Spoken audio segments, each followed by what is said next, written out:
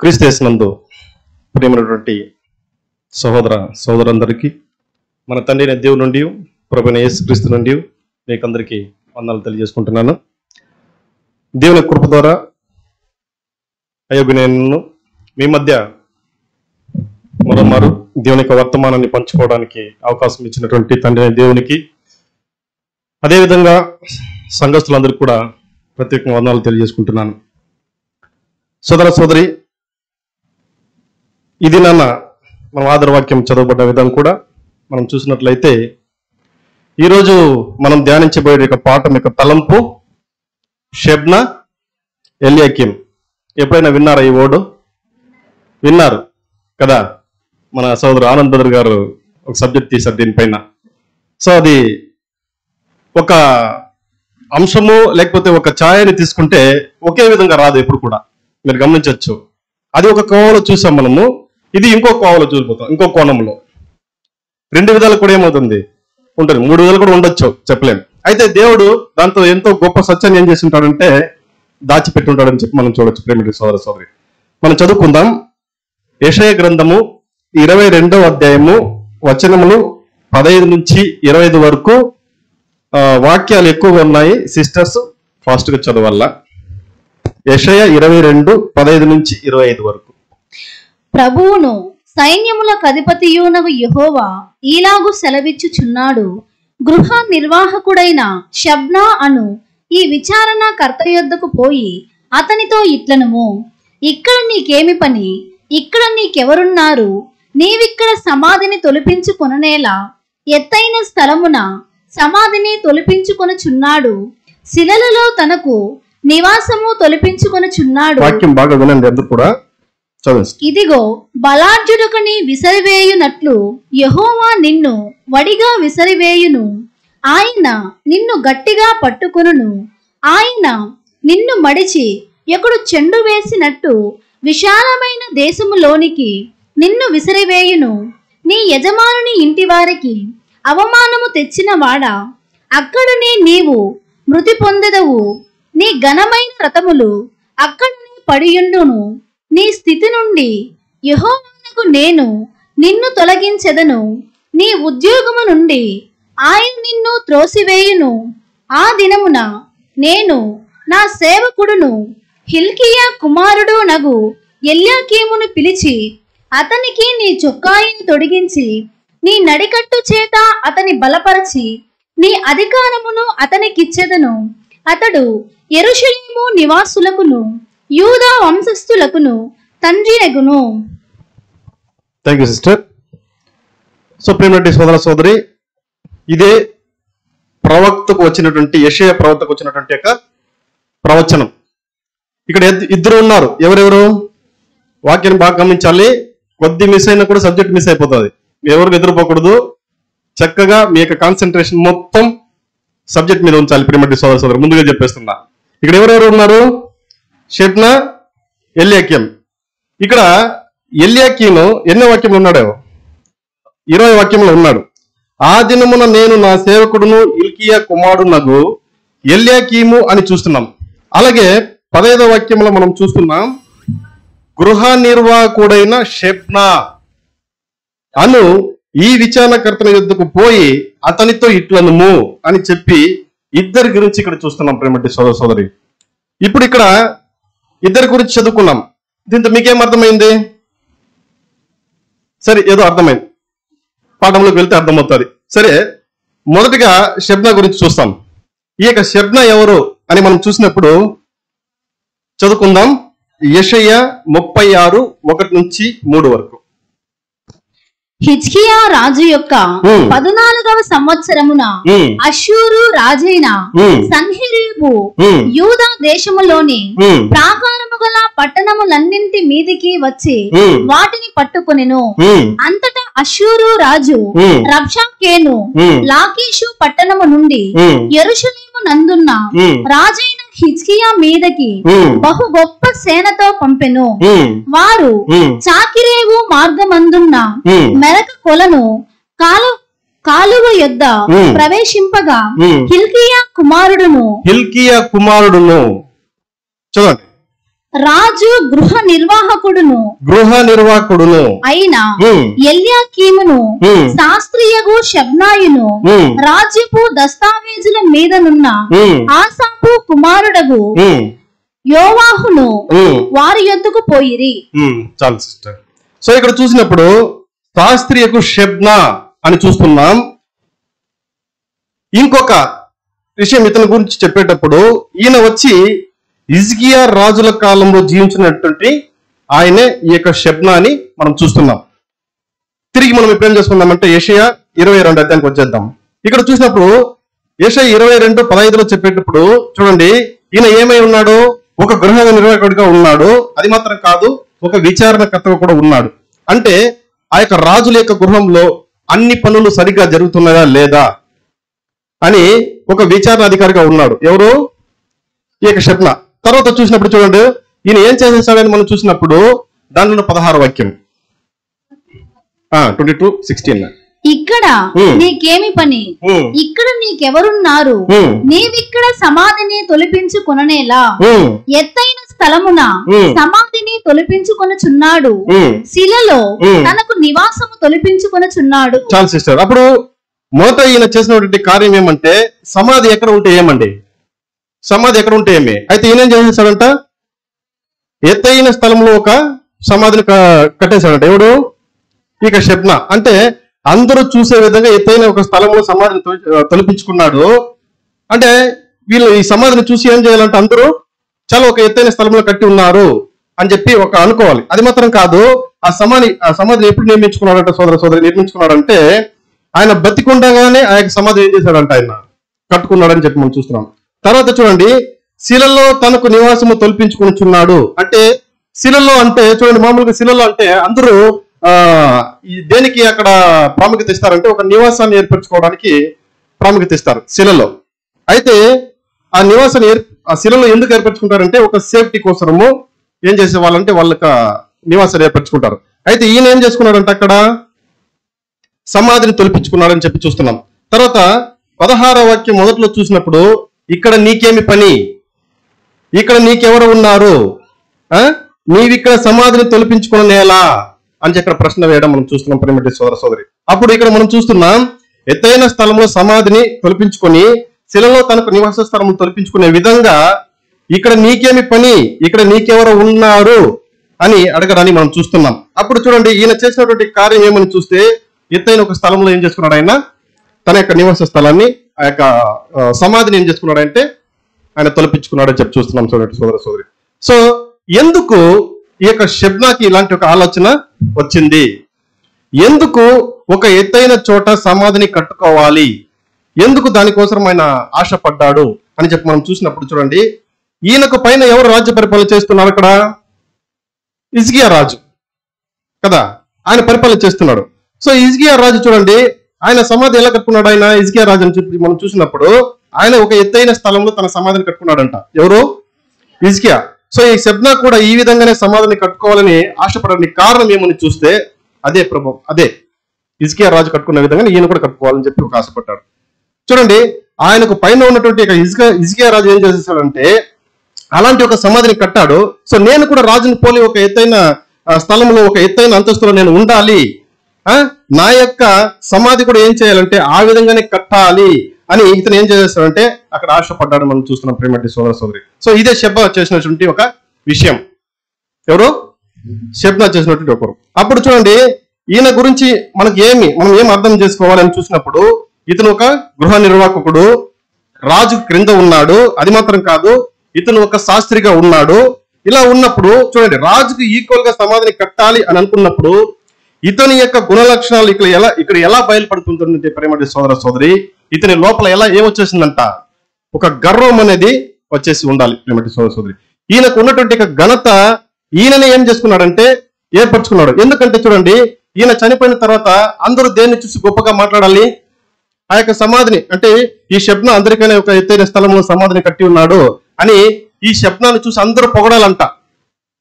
అందరూ పొగడాలి. అది మాత్రం కాదు, ఇతని గురించి గొప్పగా మాట్లాడాలంట. సో అందుకోసం ఈ షెబ్నా ఏం చేసేస్తాడంటే ఇలాంటి ఒక కార్యాన్ని చేసేసాడని చెప్పి మనం చూస్తున్నాం ప్రేమటి సోదరి. సరే, ఇదే మనము ఆ యొక్క షెబ్నా దగ్గర నుంచి నేర్చుకున్నటువంటి ఒక పాఠం. ఈయన ఎలాంటి వాడు? ఒక ఆఫీసర్. ఒక ఆఫీసర్గా ఉండి కూడా ఈయన చేసినటువంటి కార్యం రాజుకు ఈక్వల్ గా ఏం చేసేసాడంటే తనకు కూడా సమాధి ఉండాలి అని చెప్పి నిర్ణయించేశాడు. సరే, ఇప్పుడు ఈయన గురించి మనం చూసినప్పుడు ఈయన దగ్గర ఉన్నటువంటి ఒక గుణలక్షణం నిమిత్తం దేవుడు ఇతను ఏం చేసేస్తాడని చూసినప్పుడు చదువుకుందాం. యెషయా 22:17. ఇదిగో బలాఢ్యుడొకని విసిరివేయునట్లు యెహోవా నిన్ను వడిగా విసిరివేయును, ఆయన నిన్ను గట్టిగా పట్టుకొనును. ప్రేమటి సోదర సోదరి, మొదటగా ఇతనికి దేవుడు చేసే కార్యం ఒక ఏమంటే చూసినట్లే ఈయన ఉన్నటువంటి యొక్క ముఖ్యమైన స్థానం నుంచి ఇతను ఏమైపోయాడంటే విసిరివేయబడ్డాడు, అంటే తీసివేయబడ్డాడని చూస్తున్నాం. తర్వాత చూడండి, ఆయన నిన్ను గట్టిగా పట్టుకొనును అంటే ఇలా పట్టుకుంటే ఏమైపోతారండి? ఎవరు కూడా అడ్రస్ లేకుండా పోతారు, ఊపిరి ఆడకుండా పోతారు అని అర్థం. తర్వాత 18వ వాక్యం చదువుకుందాం. ఆయన నిన్ను మడిచి ఎప్పుడు చెండు వేసినట్టు విశాలమైన దేశములోనికి నిన్ను విసిరివేయును. చూడండి, ఒక మడిచి ఏం చేస్తాడంట? ఆయన చెండు వేసినట్లు విశాలమైన దేశానికి నిన్ను ఏం చేస్తాడు? విసిరివేయును. 19వ వాక్యం. నీ స్థితి నుండి యెహోవాకు నేను నిన్ను తొలగించెదను, నీ ఉద్యోగము నుండి ఆయన నిన్ను త్రోసివేయును. అవును ప్రియమైన సోదరి, చూడండి తర్వాత మనం చూస్తున్నాం అతని స్థితి నుండి నిన్ను తొలగించేదని చెప్పడానికి మనం చూస్తున్నాం. అప్పుడు దీనిలో మనం ఏం తెలుసుకోవాలంటే ఇక్కడ దేవుడు ఎవరిని ఇష్టపడలేదంటే షెబ్నాని ఇష్టపడలేదు అని చూస్తున్నాం. అది మాత్రం కాదు, ఈ షెబ్నా ఉన్నటువంటి యొక్క స్థానంలో కూడా ఆయన ఉన్నటువంటి ఆ స్థానాన్ని కూడా దేవుడు ఏం చేయలేదు, ఇష్టపడలేదు. తర్వాత మనం చూసినప్పుడు ఇంకా కొన్ని విషయాలు అక్కడ చెప్తున్నాడు. ఇక్కడ 22:25 చదువుకుందాం. నేను దావీదు ఇంటి తాళపు అధికార భారమును, చూడండి ఇది ముఖ్యమైన విషయం, దావీదు ఇంటి తాళపు అధికార భారమును అతని భుజము మీద ఉంచెదను, అతడు తీయగా ఎవడునో మూయజాలడు, అతడు మూయగా ఎవడునో తీయజాలడు. చూసారా ప్రేమటి సోదర సోదరి, ఒక మేలైన స్థానంలో ఉన్న షెబ్నా ఏమవుతాడంటే పూర్తిగా అతని యొక్క ఉన్నతమైనటువంటి స్థితి, ఆ అధికారం కూడా ఆయనకు విడిచి అక్కడ వెళ్ళిపోతుందని చెప్పి మనము చూస్తున్నాం. సరే, అప్పుడు చూడండి, దిట్టమైన చోట మేకును పీకినట్లు అతని స్థానమే లేకుండా పోయింది అని ఇప్పుడు మనం చూస్తున్నాం. అప్పుడు ఆ యొక్క షెబ్నా చేస్తూ వచ్చినటువంటి యొక్క పనిని వేరే ఎవరికి ఇవ్వకుండా దాన్ని ఒక ముగింపుకు తీసుకొని వచ్చాడని చెప్పి మనము చూస్తున్నాం. ఇది ముఖ్యమైనటువంటి పాయింట్. ఆ షెబ్నా చేస్తున్నటువంటి పనిని ఏం చేశాడు దేవుడు అంటే ఒక ముగింపుకు తీసుకొని వచ్చేసాడు. ప్రేమటి సోదర సోదరి, అప్పుడు దిట్టమైన చోట స్థిరపరచబడిన యొక్క మేకు ఊడదీయబడి తెగవేయబడి పడును అని చెప్పేటప్పుడు ఆ మేకు ఎవరిని సూచిస్తుంది అని చూసినప్పుడు షెబ్నాన్, అతను చేయించి వచ్చినటువంటి పనిని సూచిస్తుంది ఆ యొక్క మేకు. అలాగే చూడండి, ఊడదీయబడి తెగవేయబడును అనే దాన్ని దేన్ని సూచిస్తుందంటే ఆ యొక్క షెబ్నా చేస్తున్నటువంటి యొక్క పనులు ఒక అంతానికి వస్తుంది అని. తర్వాత చూడండి, దాని మీద ఉన్న భారము తెగవేయబడును అంటే షెబ్నా చేస్తున్నటువంటి పనులు ఇక మీద లేకుండా పోవని చెప్పడాన్ని మనము చూడొచ్చు ప్రియమైన సోదర సోదరి. తర్వాత మనం చూసినప్పుడు ఇలా షెబ్నాను ఒక ముగింపుకు తీసుకుని వచ్చినటువంటి దేవుడు దాన్ని అలాగే వదిలిపెట్టలేదు. ఒక ముగింపుకు తీసుకొని వచ్చేస్తాడు, బట్ దాన్ని అలాగే వదిలిపెట్టలేదు, ఇంకొక కార్యం ఆయన చేసేదానికి ప్రారంభించేస్తాడు. అదేమని మనం చూసినప్పుడు ఇక్కడ షెబ్నాకి ఒక ముగింపు ఇచ్చినటువంటి దేవుడు ఇంకో ఆరంభాన్ని ఇవ్వడానికి అక్కడ రెడీగా ఉంటున్నాడు. చదువుకుందాం యెషయా 22:20. ఆ దినమున, ఏ దినమున చదవండి, మళ్ళీ కంటిన్యూ చేయండి. నేను నా సేవకుడును హిల్కియా కుమారుడు నగు ఎల్యాకీమును పిలిచి అతనికి నీ చొక్కాయిని తొడిగించి నీ నడికట్టు చేత అతని బలపరచి నీ అధికారమును అతనికి ఇచ్చెదను. చాలా సిస్టర్, అంటే ఈ యొక్క షెబ్నాను ముగింపుకు తీసుకొని వచ్చినటువంటి ఆ దినమున నా సేవకుడును హిల్కియా కుమారుడు ఎల్యాకీమును అని చెప్పి మనం చూస్తున్నాం. ఎల్యాకీము గుర్తుపెట్టుకోండి బాగా. అప్పుడు ఇక్కడ చూసినప్పుడు ఇంకొక కొత్త పేరు వచ్చేసింది, అదేమి ఎల్యాకీము. సో ముగింపుకు వస్తుంది ఒక సేవకుడు యొక్క కార్యము, ఇంకొక యొక్క సేవకుని యొక్క ఆ కార్యం ఏమవుతుందంటే స్టార్ట్ అవుతుంది అని ఇక్కడ మనము చూస్తున్నాం. 21వ వాక్యం. అతనికి నీ చొక్కాయిని తొడిగించి నీ నడికట్టు చేత అతని బలపరచి నీ అధికారమును అతనికి ఇచ్చెదను. ప్రేమటి సోదర సోదరి, అతనికి నీ చొక్కాయిని తొడిగించి అని చూస్తున్నాం కదా. 25 వాక్యం 25. సైన్యములకు అధిపతియునగు యెహోవా ఇలాగు సెలవిచ్చుచున్నాడు, ఆ దినమున దిట్టమైన చోట స్థిరపరచబడిన ఆ మేకు ఊడదీయబడి తెగవేయబడి పడును. అవును ప్రియమైన సోదర సోదరి, ఆ దినమున దిట్టమైన చోట స్థిరపరచబడిన ఆ మేకును ఊడదీయబడినప్పుడు ఏం జరుగుతుందంట? దాని మీదనున్న 23వ వాక్యం, దిట్టమైన చోట మేకు కొట్టినట్టు నేను అతన్ని స్థిరపరచెదను. అవును ప్రియమైన సోదర సోదర, చూసారా ఇక్కడ చూడండి, ఒక చోట ఏమో మేకు ఏమైపోయిందంట, పెరిగివేయబడుతుంది, ఇంకో చోట మేకు స్థిరపరచబడును అని ఇక్కడ మనం చూస్తున్నాం. అప్పుడు ఒక మేకు తీయబడుతుంది, ఇంకో మేకు స్థిరపరచబడుతుంది అనే 2 విషయాలను ఇక్కడ మనము చూస్తున్నాం. అప్పుడు చూడండి, ఇంకొక కొత్త మేకు ఎవరు అంటే ప్రియమైన సోదర సోదరి ఎవరై ఉండొచ్చు? ఇది ఛాయలు చదువుకుందాం. 21, 22, 22. యెషయా 22, 21, 22. అతనికి నీ చొక్కాయిని తొడిగించి నీ నడికట్టు చేత అతని బలపరిచి నీ అధికారమును అతనికి ఇచ్చెదను. అతడు యెరూషలేము నివాసులకును యూదా వంశస్థులకును తండ్రియగును. నేను దావీదు ఇంటి తాలపు అధికార భారమును. షెబ్నా వేసుకుని ఉన్నటువంటి వస్త్రాన్ని ఎవరికి ఇచ్చాడంట? ఏలి తర్వాత ఎల్యాకీము, అంటే షెబ్నా తర్వాత ఉన్నటువంటి వస్త్రాన్ని ఎవరికి ఇచ్చారు ప్రియమైన సోదర సోదరి? ఎల్యాకీము. అది మీరు చెప్తారని నేను చూస్తున్నా. ఎల్యాకీముకి ఏం చేశాడంట అంటే ఆ అధికారం ఎవరికి వెళ్ళిపోయిందంటే ఎల్యాకీముకి వెళ్ళిపోయింది. సో షెబ్నా గురించి అన్ని విషయాలు ఇప్పుడు మనం ఏం చేస్తాము చూసాం కదా. ఇప్పుడు ఏం చేసుకుందామంటే ఎల్యాకీము గురించి మనము చూద్దాం, చదువుకుందాం. యెషయా 22, 20. ఈయన గురించి ఏమైనా చెప్పబడిందా? చదవండి. ఆ దినమున నేను నా సేవకుడును హిల్కీయా కుమారుడు నగు ఎల్యాకీమును పిలిచి. ఆ దినమున సోదర సోదరి, నేను నా సేవకుడును హిల్కీయా కుమారుడు నగు ఎల్యాకీమును పిలిచి అతనికి నీ చొక్కాయిని తొడిగించి నీ నడికట్టు చేత అతని బలపరిచి నీ అధికారమును అతనికి ఇచ్చెదను. చూసారా, ఆ దినాన ఎల్యాకీమును పిలిచి ఏం చేశారంటే ఆశీర్వదించాడని మనం చూస్తున్నాం ప్రేమటి సోదర సోదరి. అంటే చూడండి, ఎల్యాకీము ఎలా ఉన్నాడంట? ఆ 21వ వాక్యంలో చివరిలో చూసినప్పుడు అతడు యెరూషలేము నివాసులకును యూదా వంశస్థులకును తండ్రియగును అని అక్కడ మనం చూస్తున్నాం. తర్వాత 22లో నేను దావీదు ఇంటి తాలపు అధికారమును అతనికి ఇచ్చేదను. ప్రేమటి సోదర సోదరి, చూడండి, షెబ్నా పీకి వేయబడినట్లు పెరికి వేసిన తర్వాత ఈ ఎల్యాకీముకు షెబ్నా పీకి వేయబడిన విధంగా ఈ ఎల్యాకీము ఇవ్వలేదు, పీకి వేయబడలేదని చూస్తున్నాం ఇక్కడ. సో ఇంతవరకు చూసినప్పుడు చూడండి, ఇక ఇద్దరు గురించి మనం చూసాం. ఎవరెవరు? షెబ్నా అండ్ ఎల్యాకీము. ఈ షెబ్నా ఒక మంచి ఉద్యోగిగా ఉండి రాజగృహంలో ఉన్నాడు. అది మాత్రం కాదు, అలా ఉన్నప్పుడు ఇతను ఏం చేశాడంటే తన యొక్క సమాధిని ఒక ఎత్తైన స్థలంలో కట్టుకోవడానికి ఆశపడ్డాడు. తర్వాత ఏమైందంటే దేవుడు అతను ఏం చేశాడు, ఆ స్థానం నుంచి తీసివేసి ఎల్యాకీమును పిలిచి ఆ స్థానానికి ఇచ్చేసని చెప్పి చూస్తున్నాం. అదే అంటే చూడండి, షెబ్నాకు ఇచ్చినటువంటి స్థానాన్నే ఎల్యాకీముకి ఇచ్చాడు. అక్కడ అదే స్థానంలో లేదు. ఇది బాగా గమనించాలి మనం. అదే స్థానంలో కాకుండా చూడండి, ఆ మేకును పూర్తిగా పెరికి వేసి దానికన్నా గొప్ప ఆశీర్వాదాన్ని ఎవరికి ఇచ్చాడంటే ఎల్యాకీముకి ఇచ్చాడని మనం చూస్తున్నాం ప్రేమటి సోదర సోదరి.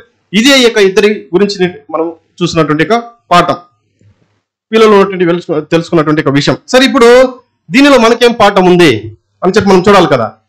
అది మనం చూసినప్పుడు దేవుడు చూడండి, క్షమించరాని ఒక విషయం ఏమంటే, ముఖ్యమైన విషయం, ఈ భూలోకంలో ఎవరికైనా కూడా దేవుడు చూసేది ఒకటి, గర్వం అనేది చాలా గొప్ప, అది ప్రమాదకరమైన విషయం. దేవుడు ఎప్పుడు కూడా దాన్ని ఏం చేశాడంట, అంగీకరించడు, దాన్ని క్షమించడు అని మనం పరిశుద్ధ గ్రంథంలో చాలా చోట్ల కూడా ఏం చేశారు, ఈ గర్వం గురించి మనకి ఇక్కడ ఉందని చెప్పి మనం చూస్తున్నాం ప్రేమటి సోదర సోదరి. సో అక్కడ చూస్తే ఆ యొక్క షెబ్నా ఏం చేస్తాడు, ఆయన హెచ్చించుకున్నాడు కాబట్టి అక్కడ పడిపోయాడని చెప్పి మనం చూస్తున్నాం. మొట్టమొదటిగా ఈ యొక్క గర్వం నిజ స్వరూపం దాల్చింది ఎక్కడ?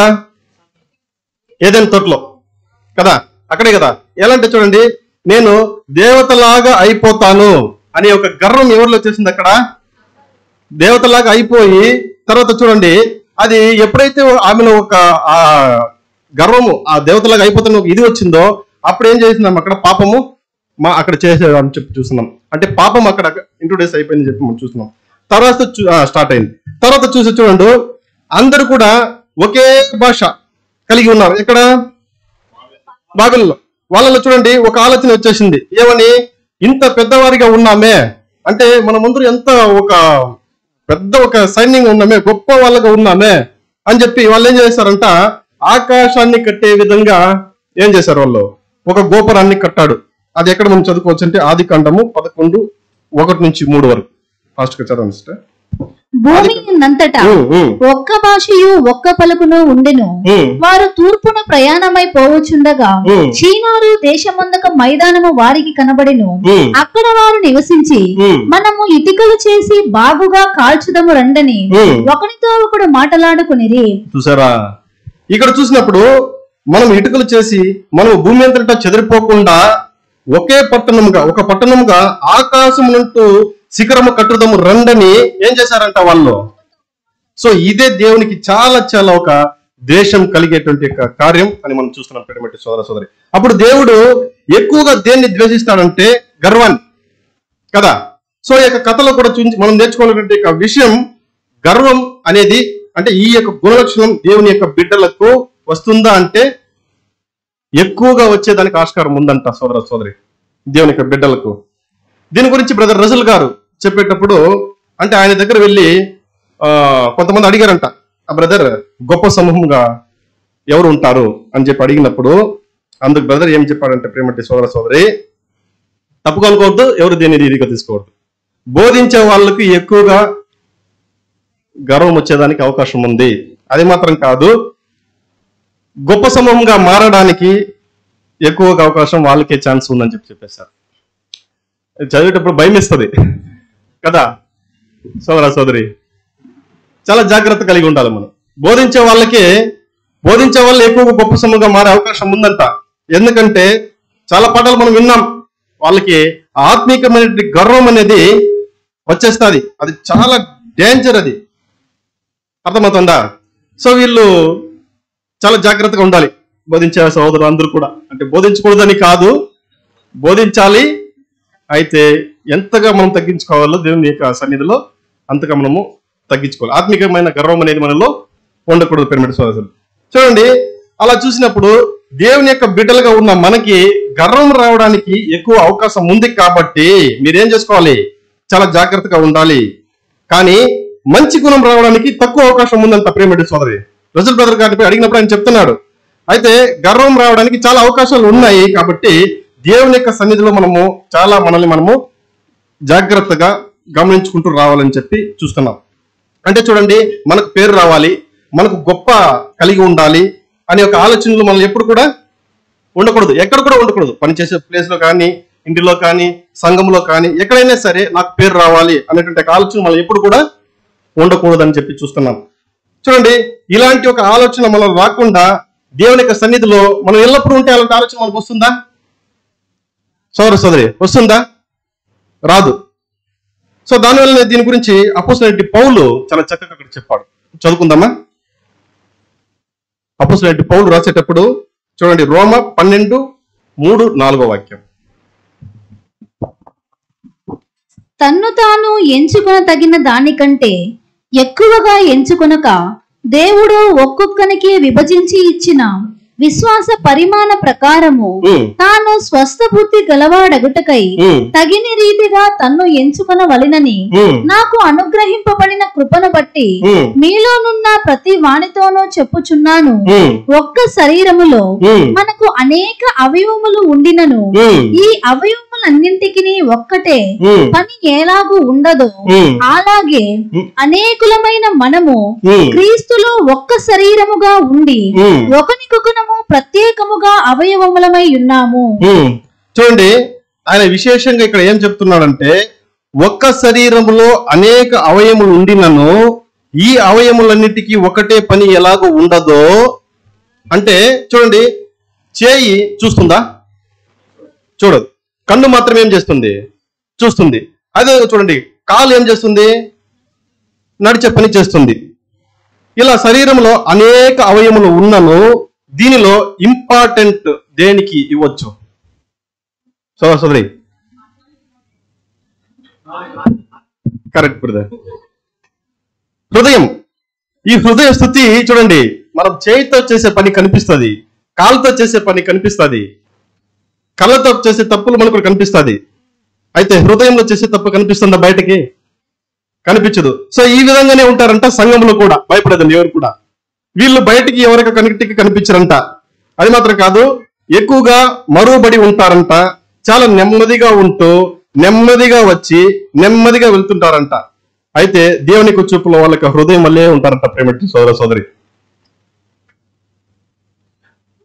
అప్పుడు చూడండి, ఒక్కొక్క దానికి ఒక్కొక్క పని ఉంది. చూడండి, కళ్ళు కానీ చేతులు కానీ కాళ్ళు కానీ అందరికీ బాగా బయటనే కనిపిస్తుంది. కానీ ఈ యొక్క హృదయము చూడండి, వీటికి అంటే అయినా వీటికి దొరకని ఘనత ఎవరికి కనిపించకుండా నెమ్మదిగా లోపల రెస్ట్ లేకుండా పనిచేస్తున్నటువంటి ఘనత ఎవరికి దొరుకుతుందంట?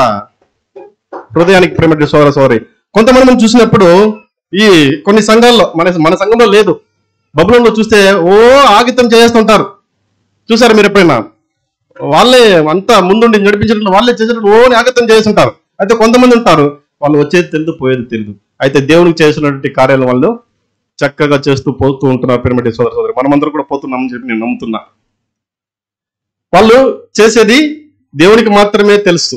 సో ఇక్కడ మనం కూడా నేర్చుకోవాల్సింది ఏమంటే, మనం దేవునికి ప్రేమగా మనము బయటికి మాత్రం కనిపించము, లోపల మనం ఏమో ఉంటారంటే చక్కగా దేవుని యొక్క పని చేయాలని చెప్పి చూస్తున్నాం. దానివల్ల చూడండి, అక్కడ పౌలు చెప్పేటప్పుడు తన్ను తాను ఎంచుకోదగిన దానికంటే ఎక్కువగా ఏం చేయకూడదంట, ఎంచుకొనకూడదు. అప్పుడు మనల్ని ఎంత మట్టుకు ఎంచుకునేది?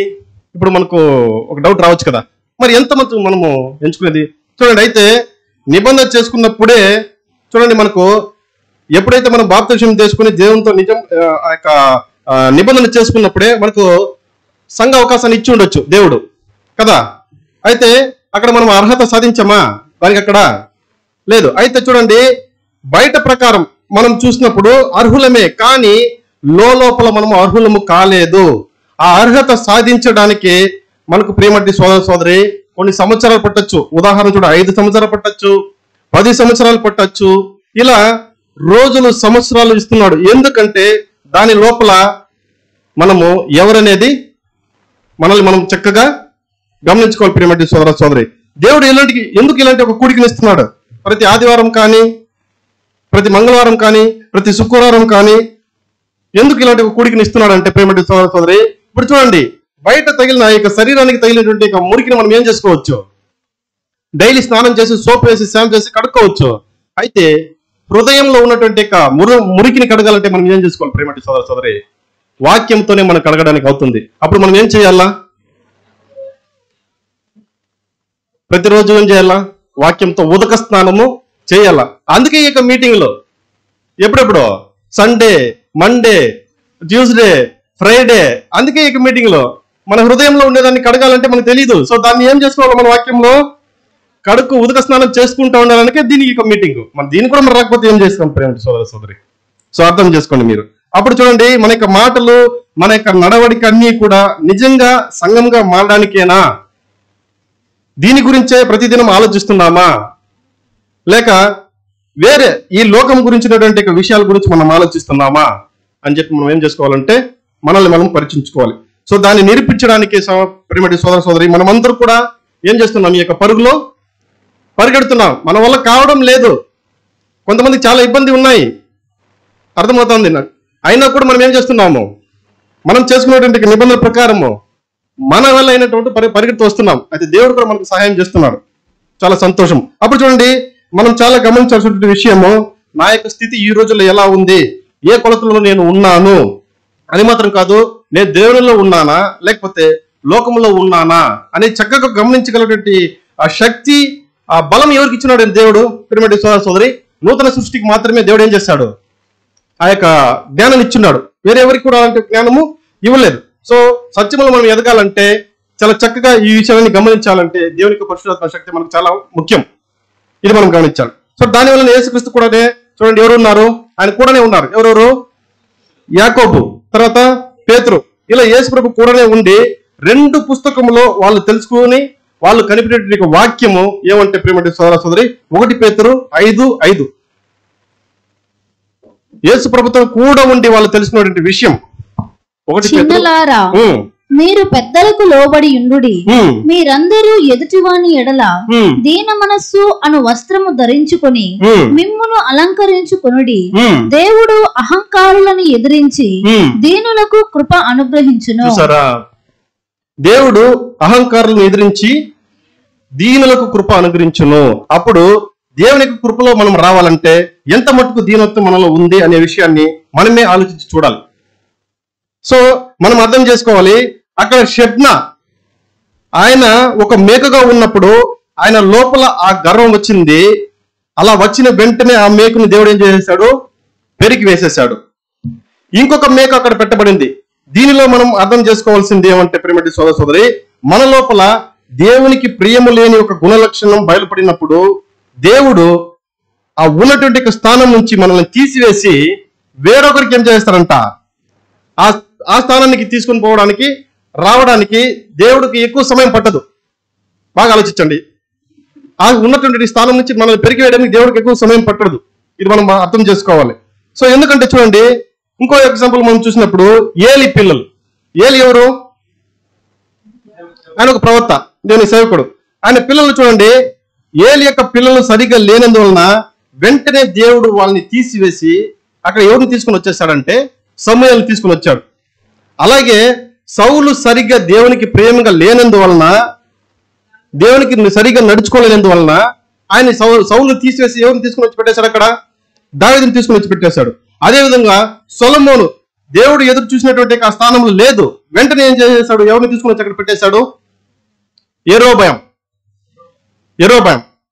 అక్కడ తీసుకుని వచ్చి పెట్టారు. ఇలా పరిశుద్ధ గ్రంథంలో చాలా చోట్ల చూస్తున్నాము. యూదాసు తన స్థానాన్ని కాపాడుకోలేదు కాబట్టి వెంటనే ఎవరిని తీసుకుని వచ్చి పెట్టేశాడు? అక్కడ అపోస్తలుడైన పౌలుని ఎక్కడ తీసుకుని వచ్చి పెట్టేశాడు అని చెప్పి చూస్తున్నాం ప్రేమటి సోదర సోదరి.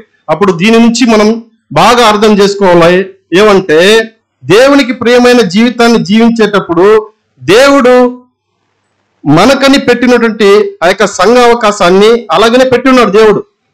ఒకవేళ మనం ఈ భూమిలో దేవునికి ప్రియమైనటువంటి గుణ లక్షణాలని చూపించకపోతే సోదర సోదరి, దేవుడు ఆ స్థానం నుంచి వాళ్ళకి, అంటే ఇప్పుడు చదువుకున్నటువంటి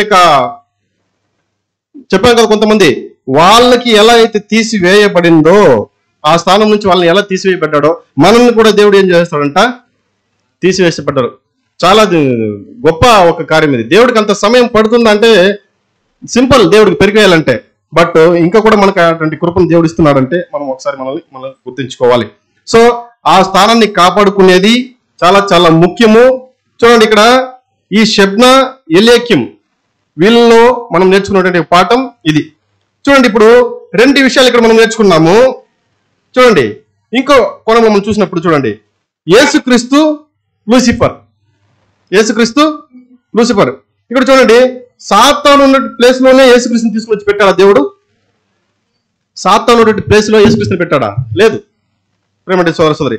సో అలా దేవుడు చూడండి అహంకారాలను తీసివేసి దీనులకు ఆయన తన కృపను ఇస్తాడు అనేది ఒక మంచి ఛాయగా ఉందని చెప్పి మనము చూడొచ్చు ఇక్కడ యొక్క విషయంలో కూడా. సో ఇప్పుడు దీని యొక్క ఛాయల్లో ఇంతవరకు మనం ఛాయగా చూసాం.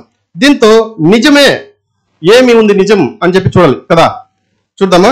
ఇప్పుడు చూడండి, ఇప్పుడు షెబ్నా ఎవరికి ఛాయగా ఉన్నాడంటే చూడండి, ఈయనకు ఉన్నటువంటి స్థితి చూసినప్పుడు ఈయన ఎలాంటి వరకు ఉన్నాడు? గృహ నిర్వాహకుడిగా ఉన్నాడు, ఒక శాస్త్రిగా ఉన్నాడు, ఒక ఆఫీసర్గా ఉన్నాడు, ఎత్తైన స్థలంలో తన సమాధిని కట్టి ఉన్నాడు, అందరూ మెచ్చే ఒక మహిమలో ఉన్నాడు. ఇది దేన్ని సూచిస్తుంది మనకంటే సోదర సోదరి, ఈ యొక్క షెబ్నా గురించి మనం చూసేటప్పుడు ఆయన యొక్క స్థానంలో ఎవరు వస్తారు? షెబ్నాని తీసేసిన తర్వాత ఎల్యాకీం వస్తాడు. సో ఈ యొక్క ఎల్యాకీం గురించి చెప్పేటప్పుడు చూడండి, ఈ షెబ్నా ఏ స్థానంలో ఉన్నాడు అనేది చాలా ముఖ్యం. అదే విషయాలు చూసాం, మనం చాలా అర్థం కూడా చేసుకున్నామని చెప్పి నేను విశ్వసిస్తున్నా. తర్వాత చూడండి, ఎందుకంటే ఇక షెబ్నా యొక్క వస్త్రాన్ని తీసి ఎవరికి ఇచ్చేశాడు దేవుడు? ఎల్యాకీంకి ఇచ్చేశాడు. అలాగే చూడండి, షెబ్నా యొక్క నడికట్టు ఎవరికి తీసి ఇచ్చేశాడంట? ఎల్యాకీంకి ఇవ్వబడుతుంది అని చూస్తున్నాం. సో ఒక వస్త్రము, నడికట్టు ఇవన్నీ ఎవరికి సంబంధించండి సోదర సోదరి? యాజకులకు. ఆ వస్త్రాలు కానీ ఆ నడికట్టు కానీ యాజకులకు సంబంధించింది. దీనిలో షెబ్నా ఒక రాజగృహాన్ని విచారించే వాడిగా ఉన్నా కూడా ఆయన ఒక యాజకుని యొక్క సేవ చేసి ఉన్నాడు షెబ్నా.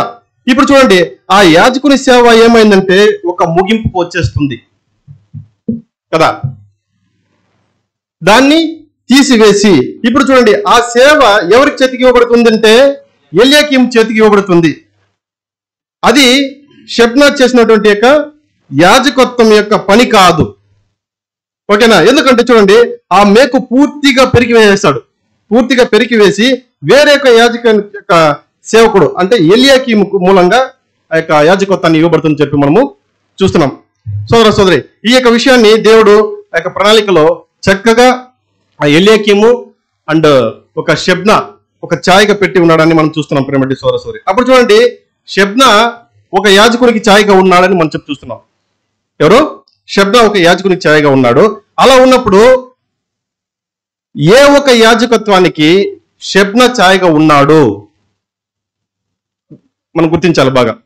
ఏ ఒక యాజకత్వానికి ఇక షెబ్నా ఛాయగా ఉన్నాడు, ఏ ఒక్క యాజకత్వం దేవుని మూలంగా తీసివేయబడింది అని మనం చూసినప్పుడు పాత నిబంధన కాలంలో యూదుల యుగంలో ఆ న్యాయ ప్రమాణం ప్రకారం ఏర్పడినటువంటి యొక్క యాజకత్వం అంటే చూడండి, లేవీల ద్వారా మాత్రమే వచ్చినటువంటి యాజకత్వం అంటే అహరోను మూలంగా ఒక యాజకత్వం వచ్చింది అని చెప్పి మనకు చూడొచ్చు. దీన్ని ఎక్కడ చదువుకుంటామంటే హెబ్రూ 5:4 చదువుకుందాం. హెబ్రూ 4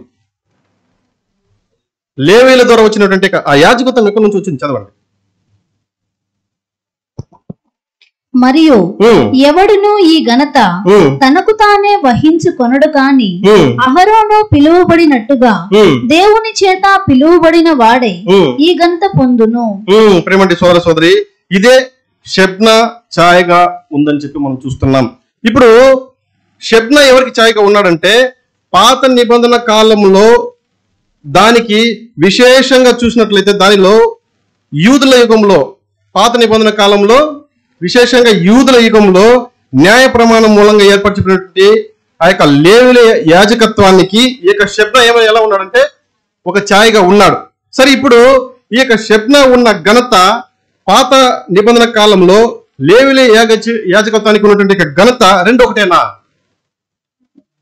అని మనం చూసినప్పుడు మాక్సిమం అన్ని ఒకే విధంగా ఉంటాయంట ప్రేమటి సోదర సోదరి. ఎందుకంటే చూడండి, ఈ యొక్క షెబ్నా ఒక ఎత్తైన స్థితిలో ఉన్నాడు, ఒక గొప్ప స్థానంలో ఉన్నాడు. అదే విధంగా పాత నిబంధన కాలంలో ఆ యాజకత్వం అనేది చాలా మహిమ గలదిగా, చాలా తెలివైనదిగా ఉంది. ఎందుకంటే ఈ యాజకులు మాత్రమే ఆ యొక్క ఇశ్రాయేలు జనులను విచారించడానికి అర్హత గల వారిగా ఉన్నారు. ఎప్పుడు? పాత నిబంధన కాలంలో.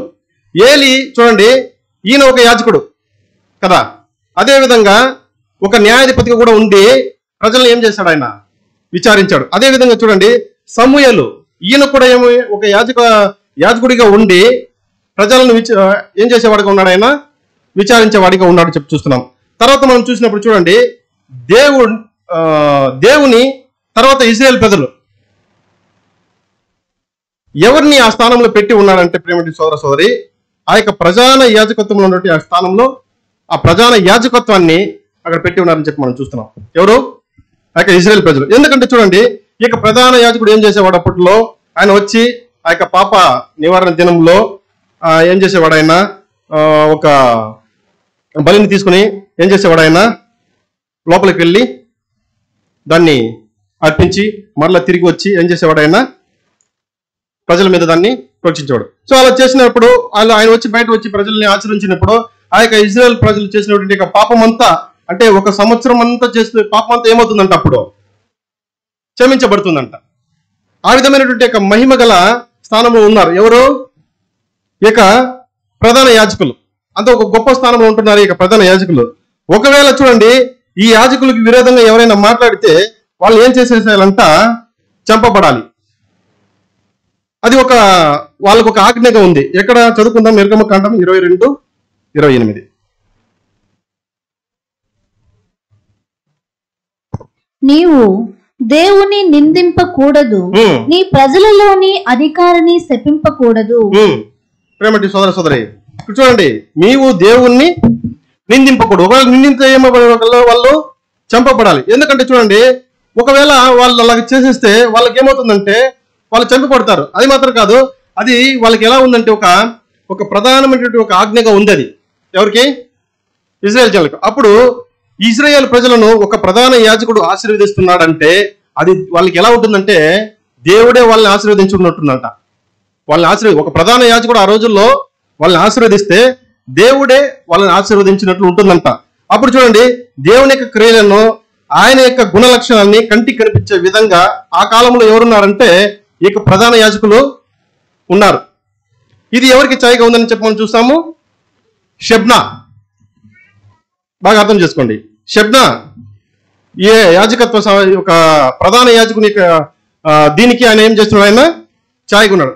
సో పాత నిబంధన గ్రంథంలో ఇదే మనము చూసినటువంటి ఆ షెబ్నా దేన్ని సూచిస్తుందంటే పాత నిబంధన కాలంలో ఉన్నటువంటి యొక్క నిబంధన, అంటే ఒక యాజకత్వానికి ఒక ఛాయగా ఉందని చెప్పి చూస్తున్నాం.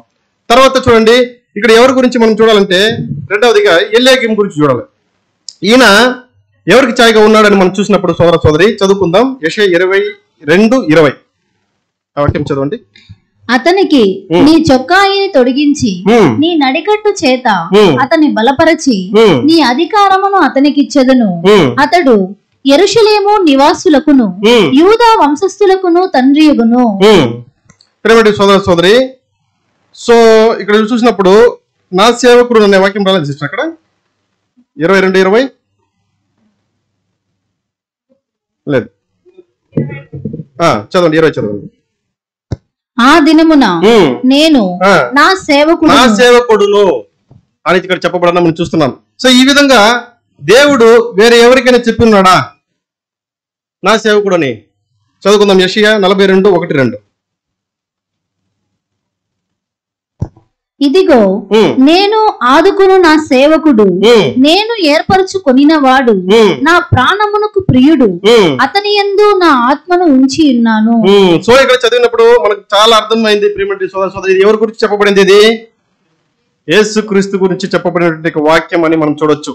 అప్పుడు దీని నుంచి మనం అర్థం చేసుకోవాలి, ఎల్యాకీము ఎవరికి ఛాయగా ఉన్నాడంటే యేసు ప్రభుకి ఛాయగా ఉన్నాడు. ప్రేమటి సోదర సోదరి, అప్పుడు చూడండి, ఇక్కడ మనం చూసినప్పుడు ఈ యొక్క షెబ్నా ధర్మశాస్త్రానికి లోబడి ఉన్నటువంటి లేవీల యాజకత్వానికి ఛాయగా ఉన్నాడు. చాలా ఇంపార్టెంట్. ఈ యొక్క షెబ్నా ధర్మశాస్త్రం ద్వారా వచ్చినటువంటి యొక్క లేవీల యాజకత్వానికి ఛాయగా ఉన్నాడు. ఈ ఎల్యాకీము ఎవరికి ఛాయగా ఉన్నాడంటే క్రీస్తు మూలంగా ఏర్పడినటువంటి యాజకత్వానికి ఛాయగా ఉన్నాడు. సోదర సోదరి, దానికి ఇంకో పేరు మనం ఏం చెప్పొచ్చు అంటే మెల్కీషెదెకు ద్వారా ఏర్పరిచినటువంటి యొక్క యాజకత్వము అని చెప్పి మనం చూస్తున్నాం. ఇక్కడ చూడండి, షెబ్నా యొక్క సేవ ఒక అంతానికి వచ్చేస్తుంది, ఎల్యాకీము యొక్క సేవ ప్రారంభమవుతుందని చెప్పి మనం చూస్తున్నాం. అంటే పాత నిబంధనలో ఉన్నటువంటి యొక్క యాజకత్వం ఒక ముగింపుకు వచ్చేస్తుంది. సువార్త యుగంలో కొత్త యుగము, కొత్త యాజకత్వం స్టార్ట్ అవుతుంది. అది ఎవరి ద్వారా అంటే యేసుక్రీస్తు మూలంగా ఇవ్వబడినటువంటి యాజకత్వం అని చెప్పి మనం చూడొచ్చు. సోదర సోదరి, చదువుకుందాం. 1 కొరింథీయులు 9:21. దేవుని విషయమై ధర్మశాస్త్రము లేనివాడును కాను కాని క్రీస్తు విషయమై ధర్మశాస్త్రమునకు లోబడిన వాడను. క్రీస్తు విషయమైనటువంటి ధర్మశాస్త్రము అని చెప్పి ఇక్కడ చూస్తున్నాం. అక్కడ ధర్మశాస్త్రం ప్రకారం లేవీల యాజకత్వము, ఇక్కడైతే క్రీస్తు ప్రమాణమైనటువంటి యాజకత్వం, అంటే ఒక కొత్త యాజకత్వాన్ని ఇక్కడ ఇవ్వబడుతుందని చెప్పి మనం చూస్తున్నాం. చదువుకుందాం. గలతీ 6:2. ఒకని భారములనొకడు భరించి ఈలాగు క్రీస్తు నియమమును పూర్తిగా నెరవేర్చుడి. సోదర సోదరి, పాత నిబంధన కాలంలో ఉన్నది ఆ యొక్క న్యాయ ప్రమాణాలు, మనకు ఇవ్వబడినటువంటి క్రీస్తు యొక్క ప్రమాణం అని చెప్పి చూస్తున్నాం. ఇప్పుడు కొత్తగా క్రీస్తు యొక్క ప్రమాణం చెప్పి మనం చూస్తున్నాం. అక్కడ చూస్తే చూడండి, న్యాయ ప్రమాణంలో ఏమైపోతుంది? అక్కడ ఎవరైనా తప్పు చేస్తే కంటికి కన్ను, పంటికి పన్ను అని చెప్పి చూస్తున్నాము. ఇక్కడ ఏమైపోయింది? మీ యొక్క శత్రువును మీరు ఏం చేయాలా? ప్రేమించండి. చూడండి ప్రేమటి సోదర సోదరి, పాత నిబంధనలో ఉన్నటువంటి ప్రమాణాలు, కొత్త నిబంధనలు ఇవ్వటువంటి క్రీస్తు యొక్క ప్రమాణాలు రెండు ఒకటేనా? కాదు, వ్యత్యాసం ఉంది. ఆ యొక్క ప్రమాణానికి ఈ ప్రమాణానికి వ్యత్యాసం ఉంది. అక్కడేమి కంటికి కన్ను అంటే ఒకరు చంపితే ఒకరు చంపేయాలా, కన్ను తీసి ఒక కన్ను తీయాలా, కాలు తీసి కాలు తీసేయాలా. క్రీస్తు ప్రమాణంలో చూస్తే నీ శత్రువులను ప్రేమించండి చెప్తున్నారు. 2:1 అంటే కాదు, వ్యత్యాసం ఉంది. దీన్ని ఇంకో చోట చెప్పేటప్పుడు చూడండి, రోమా 8:2.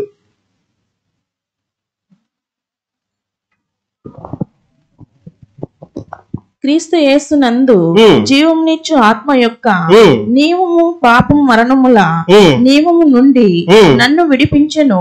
ఎట్లనగా ధర్మశాస్త్రము దేని చేయజాలక పోయెనో దానిని దేవుడు చేసెను. చూసారా, అంటే ఆత్మ యొక్క నియమము. చూడండి, న్యాయ ప్రమాణం అనేది బయట వాళ్ళు చేస్తున్నటువంటి కార్యం. న్యాయ ప్రమాణం అనేది బయట వాళ్ళు చేస్తున్నటువంటి కార్యం. ఉదాహరణ చూడండి, నజరేయ వ్రతం చేయడము, తర్వాత విశ్రాంతి దినాన్ని పరిశుద్ధంగా ఆచరించడము, తర్వాత చూడండి వాళ్ళు చేసే కార్యం ఏమి, గొర్రెలను ఎడ్లను బలించడము.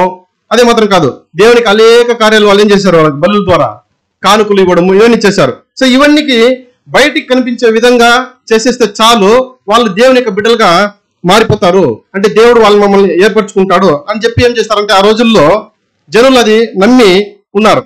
ఇది యొక్క పాత నిబంధన కాలంలో ఉన్నటువంటి విషయం. అయితే కొత్త నిబంధన కాలంలో క్రీస్తు యొక్క ప్రమాణంలోకి వచ్చేటప్పుడు చూడండి, బయటికి కనిపించే క్రియలు అది ఆవశ్యమే, కావాలి. అయితే దానికంటే దేవుడు చూడండి అధికంగా ఎదురు చూసేది ఆత్మీకమైనటువంటి కార్యం. ప్రేమటి సోదర సోదరి, అంటే చూడండి మన యొక్క ఆలోచనలో ఎక్కువగా చేంజింగ్ రావాలి. అంటే చూడండి, ఉత్త కానుకలు జంతువుల నుంచి బలిచ్చేది కాదు, మనల్ని మనం ఏం చేసుకోవాలి, ఇక్కడ దేవునికి సజీవయాగంగా సమర్పించాలి. అంటే చూడండి, ఏదో వారానికి ఒకసారి వచ్చి అలా వెళ్ళిపోయేది మాత్రమే కాదు సోదర సోదరి. ఆలయానికి వారానికి ఒకసారి వచ్చి వెళ్ళిపోయేది కాదు. మనమే ఏమైపోయినాం, దేవునికి ఆలయంగా ఉన్నాము.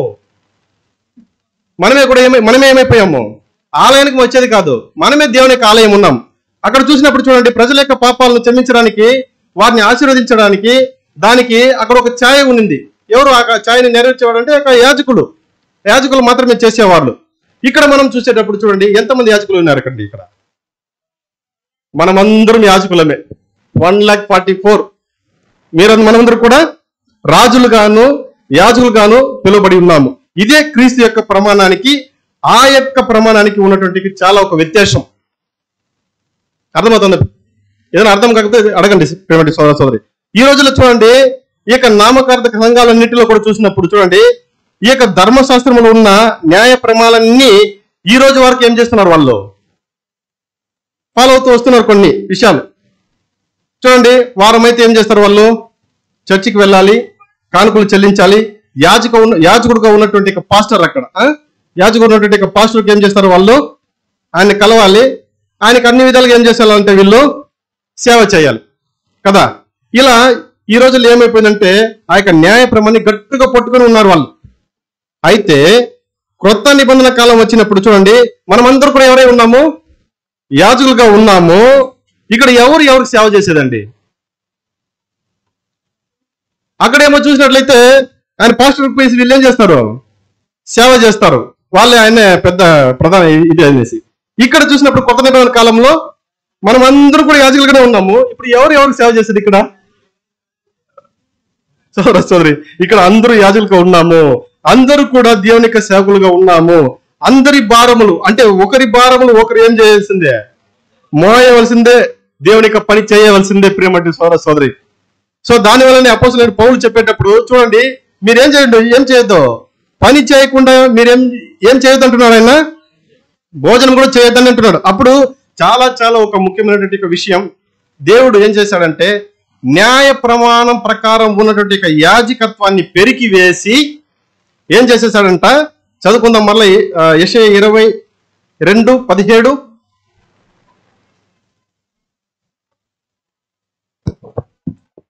ఇదిగో బలాఢ్యుడొకని విసిరివేయనట్లు యెహోవా నిన్ను వడిగా విసిరివేయును, ఆయన నిన్ను గట్టిగా పట్టుకును.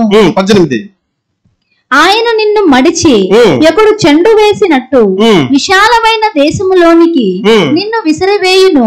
నీ యజమానుని ఇంటి వారికి అవమానము తెచ్చిన వాడా, అక్కడనే నీవు మృతి పొందెదవు, నీ ఘనమైన రథములు అక్కడనే పడియుండును. అవును ప్రియమైన సోదర సోదరి, చూడండి అక్కడ ఉన్నటువంటి న్యాయ ప్రమాణం ఏమైందంట, చనిపోయింది, మృతి పొందెను. అంటే అక్కడే అది ఏమైపోయిందంటే ఒక ముగింపుకు వచ్చేసింది. ఏది ఆ యాజకత్వము అనేది అక్కడే ఒక ముగింపుకు వచ్చేసింది చెప్పి చూస్తున్నాం. తర్వాత 19వ వాక్యం చదువుకున్నప్పుడు, నీ స్థితి నుండి యెహోవానగు నేను నిన్ను తొలగించెదను, నీ ఉద్యోగము నుండి ఆయన నిన్ను త్రోసివేయును. ప్రియమైన సోదర సోదరి, ఆ యొక్క న్యాయ ప్రమాణాలు అంటే చూడండి, ఆ యొక్క ప్రజలను ఆశీర్వదించేది ఈ యొక్క ప్రమాణాలన్నీ ఆ యొక్క యూదుల యుగంలో ఏమైపోయింది, అది యూదుల యుగంలోనే అది ముగిసిపోయింది. ప్రియమైన సోదర సోదరి, దాన్ని ఏం చేసేసాడంటే దేవుడు పెరిగి వేసేసాడు. అప్పుడు ఈ రోజుల్లో కూడా దాన్నే పట్టుకొని దాని ప్రకారమే జీవిస్తూ వస్తే అది దేవునికి ప్రేమగా ఉంటుందా? ప్రేమగా ఉండదు. అలాగే 22-25 చదవండి. నేను దావీదు ఇంటి తాలపు అధికార భారమును అతని భుజము మీద ఉంచెదను, అతడు తీయగా ఎవడునో మూయజాలడు. 22వ వాక్యం. అతడు మూయగా ఎవడునో తీయజాలడు. 25. సైన్యములకు అధిపతియగు యెహోవా ఈలాగు సెలవిచ్చుచున్నాడు, ఆ దినమున దిట్టమైన చోట స్థిరపరచబడిన ఆ మేకు. చూడండి, న్యాయ ప్రమాణం దేవుని ద్వారా మతించే విధంగా ఉనింది. అయితే దాన్ని ఇప్పుడు ఏం చేశాడంటే దేవుడు దిట్టమైన చోట స్థిరపరచబడిన ఆ మేకు ఊడదీయబడి దాన్ని ప్రేమ సోదరి ఆ స్థానం నుంచి పెరికి వేసేశాడు అని చెప్పి మనం చూస్తున్నాం. ఎందుకు ఆ యొక్క న్యాయ ప్రమాణ ప్రకారమైనటువంటి లేవీయుల యాజకత్వాన్ని దేవుడు ఎందుకు తీసేశాడు? ఎందుకు తీసేయాలి? అది అలాగే ఉండొచ్చు కదా. అయితే ఎందుకు తీసివేయాలి అని చెప్పి మనం చూసినప్పుడు చదువుకుందాం. హెబ్రూ 7వ అధ్యాయము 18-19 పాఠాన్ని ఫాలో అవ్వండి ప్రేమటి సోదర సోదరి. 18-19 ఆ ధర్మశాస్త్రము దేనికి సంపూర్ణ సిద్ధి కలగజేయలేదు కనుక ముందీయబడిన ఆజ్ఞ బలహీనమైనందునను నిష్ప్రయోజనమైనందునను అది నివారణ చేయబడి ఉన్నది. అంతకంటే శ్రేష్టమైన నిరీక్షణ దాని వెంట ప్రవేశపెట్టబడిను.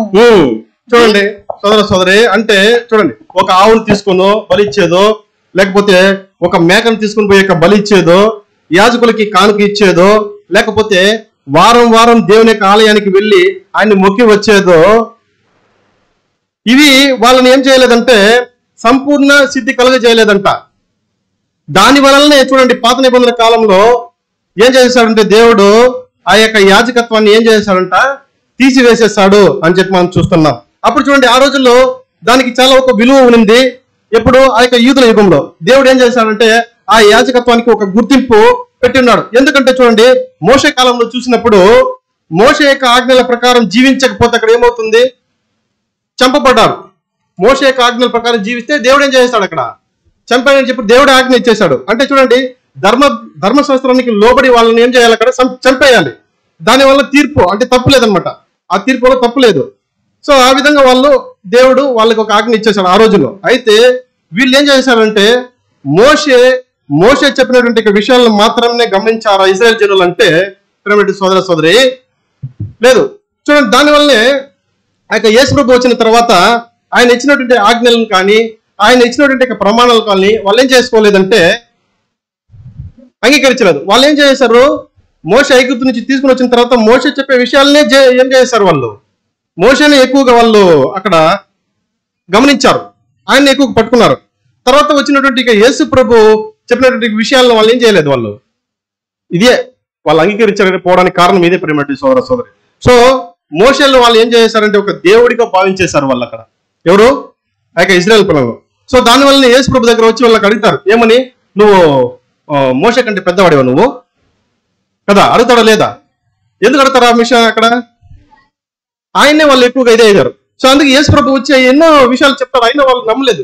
మోషే కంటే గొప్పవాడే అని అక్కడ ప్రశ్న చేస్తారు. సో ఆ విధంగా చూడండి వాళ్ళు అడిగారని చెప్పి మనం చూస్తున్నాం. మోషే ఎలా ఉన్నారంటే వాళ్ళ స్థానంలో చాలా ఒక గొప్ప స్థానాలు ఏం చేసేసారు? వాళ్ళు మోషేని తీసుకుని వచ్చి పెట్టారు. అయితే ఒక ముఖ్యమైన ఒక విషయం ఇక్కడ చూడండి, ఆయన చావడానికి ముందు ఎవరు? మోషేని ఆ పై స్థానంలో పెట్టినప్పుడు ఆయన చావడానికి ముందు ఒక ముఖ్యమైనటువంటి విషయాన్ని చెప్పేసి ఆయన చనిపోతాడు. ఎక్కడంటే చదువుకుందాము ద్వితీయ కాండము 18:16-18. ఈ గొప్ప అగ్ని నాకు ఇకను కనబడకుండును గాక అని చెప్పితివి. మోషే చెప్తున్నాడు, ఆ సమయమున నీ దేవుడైన యెహోవాను నీవు అడిగిన వాటన్నింటి చొప్పున నీ దేవుడైన యెహోవా నీ మధ్యను నా వంటి ప్రవక్తను నీ సహోదరులలో నీ కొరకు పుట్టించును. ఆయన మాట నీవు వినవలెను. మరియు యెహోవా నాతో ఇట్లనెను, వారు చెప్పిన మాట మంచిది. వారి సహోదరులలో నుండి నీ వంటి ప్రవక్తను వారి కొరకు పుట్టించెదను. చూడండి ప్రేమ సోదరి, వారి సహోదరుల నుండి నీ వంటి యొక్క ప్రవర్తనను వారి కొరకు పుట్టించుదును. అతని నోట నా మాటలు నుంచుదును. నేను అతనికి ఆజ్ఞాపించినది యావత్తును అతడు వారితో చెప్పును. అవును ప్రేమ సోదరి, చూసారా? అంటే ప్రస్తుతానికి న్యాయ ప్రమాణానికి ఈ యొక్క ప్రజలు లోబడి జీవించాలి. అయితే దాని తరువాత నీ సహోదరుల నుండి ఇంకొకరిని ఏర్పాటు చేస్తాను, ఆయన మూలంగా క్రొత్త ప్రమాణాలు ఏర్పడని చెప్పడం మనం చూస్తున్నాం. ఎందుకంటే చూడండి, ఇప్పుడు నేను ఇచ్చినటువంటి న్యాయ ప్రమాణ ప్రకారం జీవిస్తే అది ఈ భూమిలో మీరు ఏం చేయొచ్చు, నిత్య జీవంగా ఉండొచ్చు.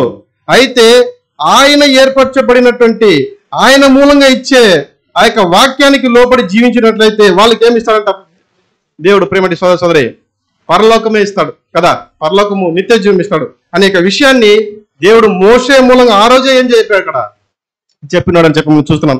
చూడండి, మోషేనే చూస్తున్నట్టు ఇక జనులు మోషే నాకంటే ఇంకో ప్రవక్త వస్తాడనే విషయాన్ని వీళ్ళు ఏం చేశారంటే వదిలేశారు. ఎవరు? ఇజ్రాయెల్ ప్రజలు. సో దానివల్లనే యేసుప్రభుగా మూలంగా వచ్చినట్టు ఆ యొక్క నూతన యాజకత్వాన్ని ఎవరి వల్ల ఆచరించబడలేకపోయారంటే ఇక ఇజ్రాయెల్ వల్ల ఆచరించబడలేదు, యూదుల వల్ల. సో ఇజ్రాయెల్ తర్వాత ఇప్పుడు చూడండి, ఇక నామకార్థ క్రైస్తవులు కూడా ఏమైపోయారండి, వాళ్ళు కూడా దీన్ని అంగీకరించలేకపోతున్నారు కదా. ఎందుకంటే చూడండి, దానిని అంగీకరించే విధంగా కూడా వాళ్ళు ఏం చేయాలంటే, వాళ్ళు ఏం చేయరు, ఈ లోకంలో ఉన్నటువంటి పాస్టర్స్ అనే వాళ్ళు కానీ రెవరెన్స్ కానీ దాన్ని వదిలిపెట్టేది లేదు, వాళ్ళు అంగీకరించే విధంగా వదిలిపెట్టేది లేదంట.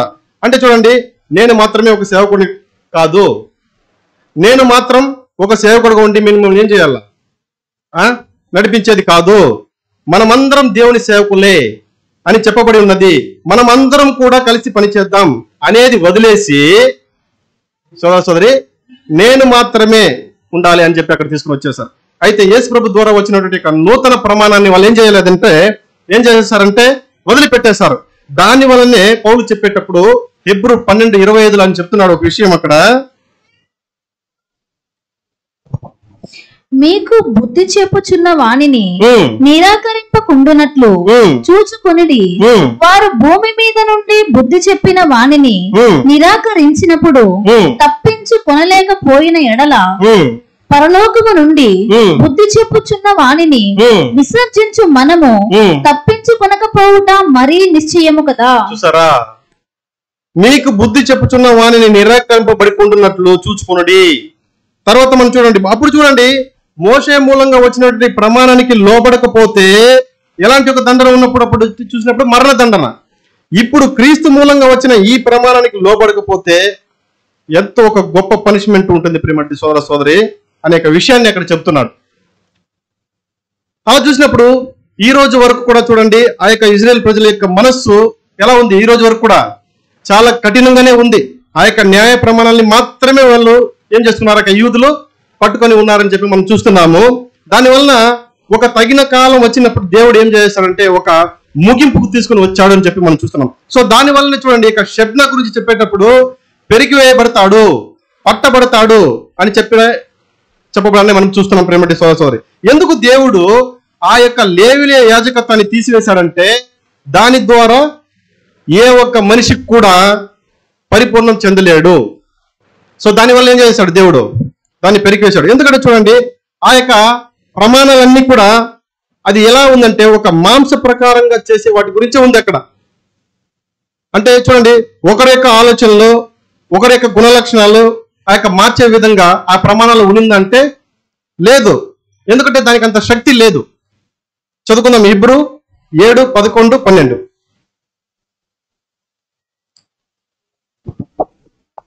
ఆ లేవీయులు యాజకులై ఉండగా ప్రజలకు ధర్మశాస్త్రం ఇయ్యబడిన కనుక ఆ యాజకుల వలన సంపూర్ణ సిద్ధి కలిగిన ఎడల అహరోను క్రమములో చేరిన వాడని చెప్పబడక మెల్కీసెదెకు క్రమము చొప్పున వేరొక యాజకుడు రావాల్సిన అవసరమేమి?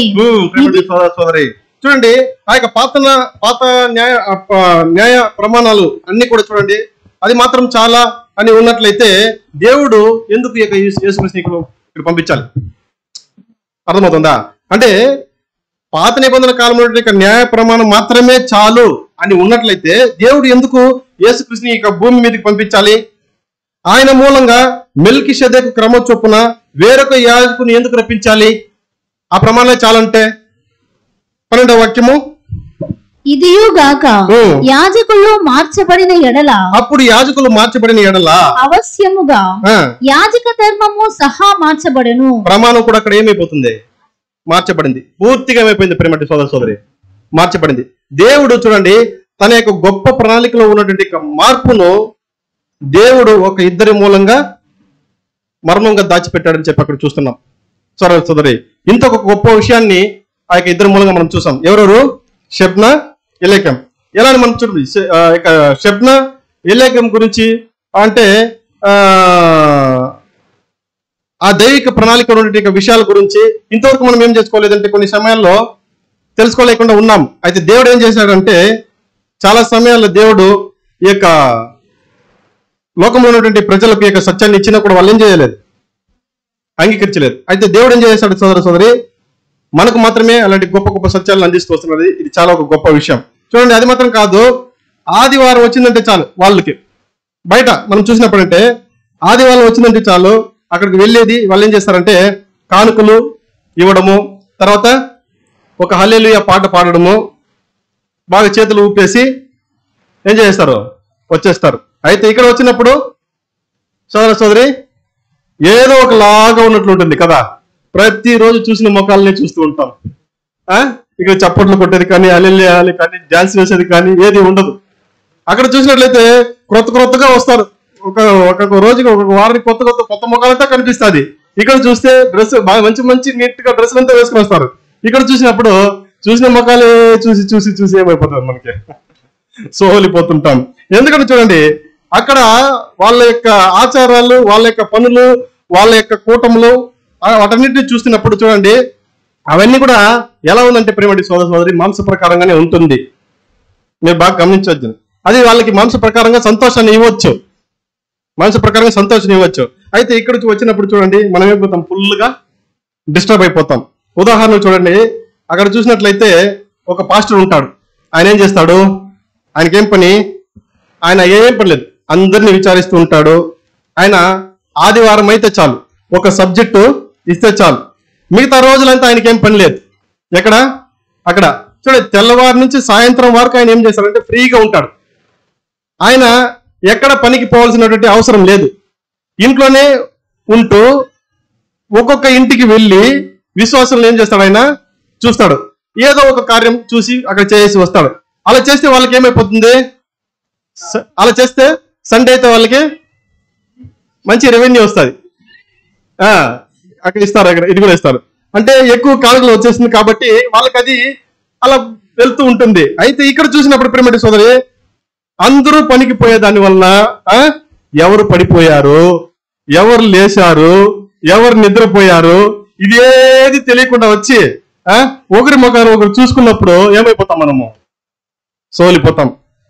చూడండి, ఏమప్పా ఇన్ని కష్టాలు నాకు ఉన్నదే, చాలా ఇన్ని ఇబ్బందులు నాకు ఇంట్లో ఉన్నదే, ఒక్కరు కూడా నాకు ఫోన్ చేసి నాతో మాట్లాడలేదే, ఒక్కరు కూడా నా కుటుంబంలో ఉన్నటువంటి ప్రాబ్లం గురించి అడగలేదే. సోదర సోదరి, దీన్ని విచారించడానికి ఎవరు కూడా రాలేదే అనేటువంటి సందర్భాలు అనేకం ఉండొచ్చు కదా. మనకి అనేక సార్లు మనము అలా ఆలోచించి ఉండొచ్చు. అయితే సోదర సోదరి మనం బాగా అర్థం చేసుకోవాలి, మనమందరం కూడా ఒక్కొక్క యాజకులుగా ఉన్నాము కదా. మనమందరం కూడా సేవకులమే. చూడండి, మనమందరం యాజకులుగా ఉన్నాము, మనమందరం సేవకులుగా ఉన్నాము. ఆయన వచ్చి నన్ను చూసేది, ఈయన వచ్చి నన్ను చూడాలి అని మనం ఎదురు చూడొచ్చా? సోదర సోదరి, దానికి బదులు మనం ఏం చేయొచ్చు? మనమందరం ఒక సేవకులుగా ఉన్నాము, యాజకులుగా ఉన్నాము. నేను వెళ్ళి ఏం చేయాలి? వాళ్ళని విచారించాలి. నేను వెళ్ళి వాళ్ళ బాగోగులను ఏం చేయాలా? నేను చూడాలా అనే ఒక తలుపు మనలో ఏం చేయాలి? సోదర సోదరి, మనలో ఉండాలి. ప్రేమటి సోదరు, అది ఇక్కడ ఇంకా ముఖ్యమైన విషయం చూడండి. ఇక్కడ అందరూ కూడా ఏమండి? సమానమే. ఇక్కడ ఎవరు గొప్ప వాళ్ళు కాదు. ఇక్కడ నూతన సృష్టి అనే వాళ్ళు రజల్ బ్రదర్ చెప్పేటప్పుడు ఆ రీఫరెన్స్ నెంబర్ గుర్తులేదు. నూతన సృష్టి అనే వాళ్ళు ఎటువంటి ఎదురు చూపులు ఉండకూడదంట. సోదర బ్రదర్, నేను దాని గురించి చెప్పడం లేదు. ఇక్కడ మనం ఇప్పుడు అంటున్నారు కదా, నన్ను వచ్చి చూడలేదే, నాతో మాట్లాడలేదే, నాకు ఫోన్ చేసి నా యొక్క మంచి చెడులు విచారించలేదే, అందుకని ఏం చేస్తాం? మనము బాధతో కొన్నిసార్లు ఇంట్లోనే ఉండిపోతున్నాం కదా. ఆ ఎదురు చూపు, నూతన సృష్టి అయిన వాడు ఇలాంటి ఒక ఎదురు చూపు ఉండకూడదు భూమిలో. నూతన సృష్టి అనేవాడుకి ఎన్ని కష్టాలు వచ్చినా, ఎన్ని ఇబ్బందులు ఎరుకులు వచ్చినా వాడు ఏం చేసుకోవాలంట? పోతూ ఉండాల. నువ్వు బాధలో ఉన్నా కూడా ఇంకొకరు పోయి విచారించాల. అది మనమందరం కూడా సమానమే ప్రేమటి సోదరి, అంతే కదా. ఇక్కడ మాకేదో పెద్ద సంఘం పెద్దగా ఇచ్చేసినారు, మేము ఎల్డర్స్, మీరంతా డీకన్స్, వాళ్ళంతా సంఘస్థులు, మీరు వేరు మేము వేరు కాదు. మనమందరం ఒకటే. అది పెద్దలైనా, డీకన్స్ అయినా, సంఘమైనా అందరూ ఒకటే. అయితే ఒక క్రమంలో ఇది అంతే. మీకు చాలా ముఖ్యమైన విషయం. మిగతా విషయంలో చూసినట్టంటే అందరూ కూడా మనమందరూ కూడా సమానమే ప్రేమటి సోదర. అందరూ కూడా పరిచయం చేయొచ్చు. మీకు ఆ టాలెంట్ ఉంటే మీరు కూడా వచ్చి ఇక్కడ నిలుచుకొని మాట్లాడొచ్చు, సబ్జెక్ట్ చెప్పొచ్చు, సత్యాన్ని చెప్పొచ్చు. అందరూ సమానమే ఇక్కడ. మీరు ఎవరు కూడా బాధపడాల్సిన అవసరం లేదు. నేను డీకన్స్, లేదు నా ఏమీ లేదు, నన్ను డీకన్స్ కూడా సెలెక్ట్ చేయలేదని బాధపడవద్దు, అవసరమే లేదు. మనమందరం కూడా 1,44,000 మంది యేసు ప్రభు ద్వారా మనకందరూ కూడా ఒక నూతనమైనటువంటి యొక్క ఆజ్ఞ, నూతనమైనటువంటి యొక్క యాజకత్వ ధర్మాన్ని దేవుడు ఏం చేశాడు? ఇచ్చున్నాడు.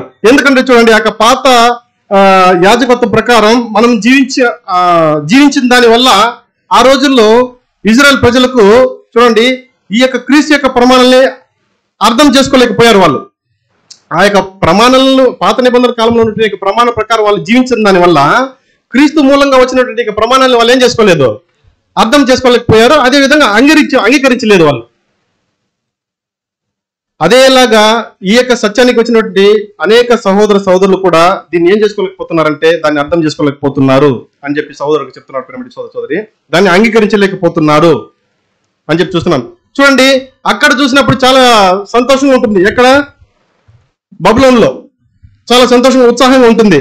అయితే ఇక్కడ వచ్చినప్పుడు చూడండి, అది చాలా తగ్గిపోయినట్లు అనిపిస్తుంది. అంటే వాళ్ళు చేసేటువంటి కార్యము అన్ని కూడా మాంస ప్రకారానికే. అయితే మనకు చేసేటువంటి కార్యం కూడా మనం చేసేది ఆత్మీయమైనటువంటి కార్యం కోసం. సో దీన్ని మనం బాగా గుర్తుంచుకోవాలి. వాళ్ళేమో దాన్ని అంగీకరించలేదు. సో ఇక్కడ చూడండి, ఇవన్నీ ఈ విషయాలన్నీ మనం ఏం తీసుకుని వచ్చేస్తుందంటే, ఏక ఆత్మీయమైనటువంటి పరుగులో సరిగ్గా పరిగెత్తకుండా పోయే విధంగా మనల్ని తోసేస్తుందంట.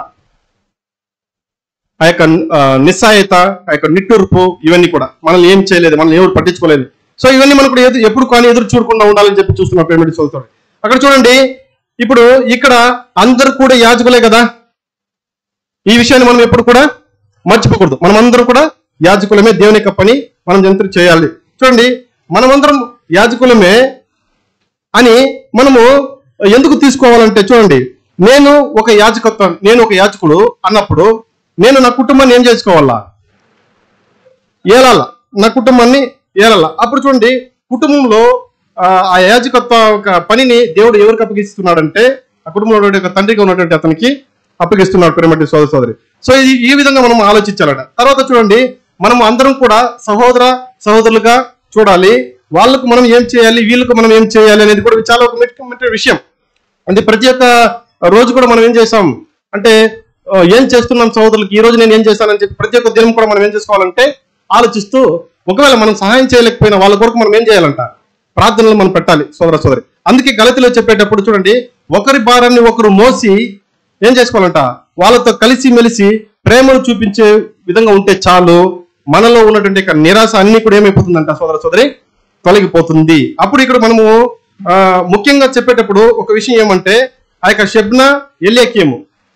షెబ్నా పాత నిబంధన కాలంలో ఉన్నటువంటి యాజకత్వానికి ఛాయగా ఉంది.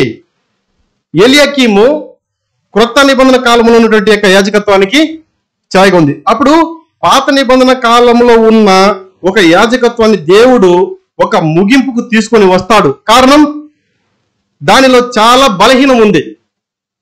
అది ఎవరిని కూడా పరిపూర్ణపరచలేదు. దానిలో గర్వం వచ్చేసింది.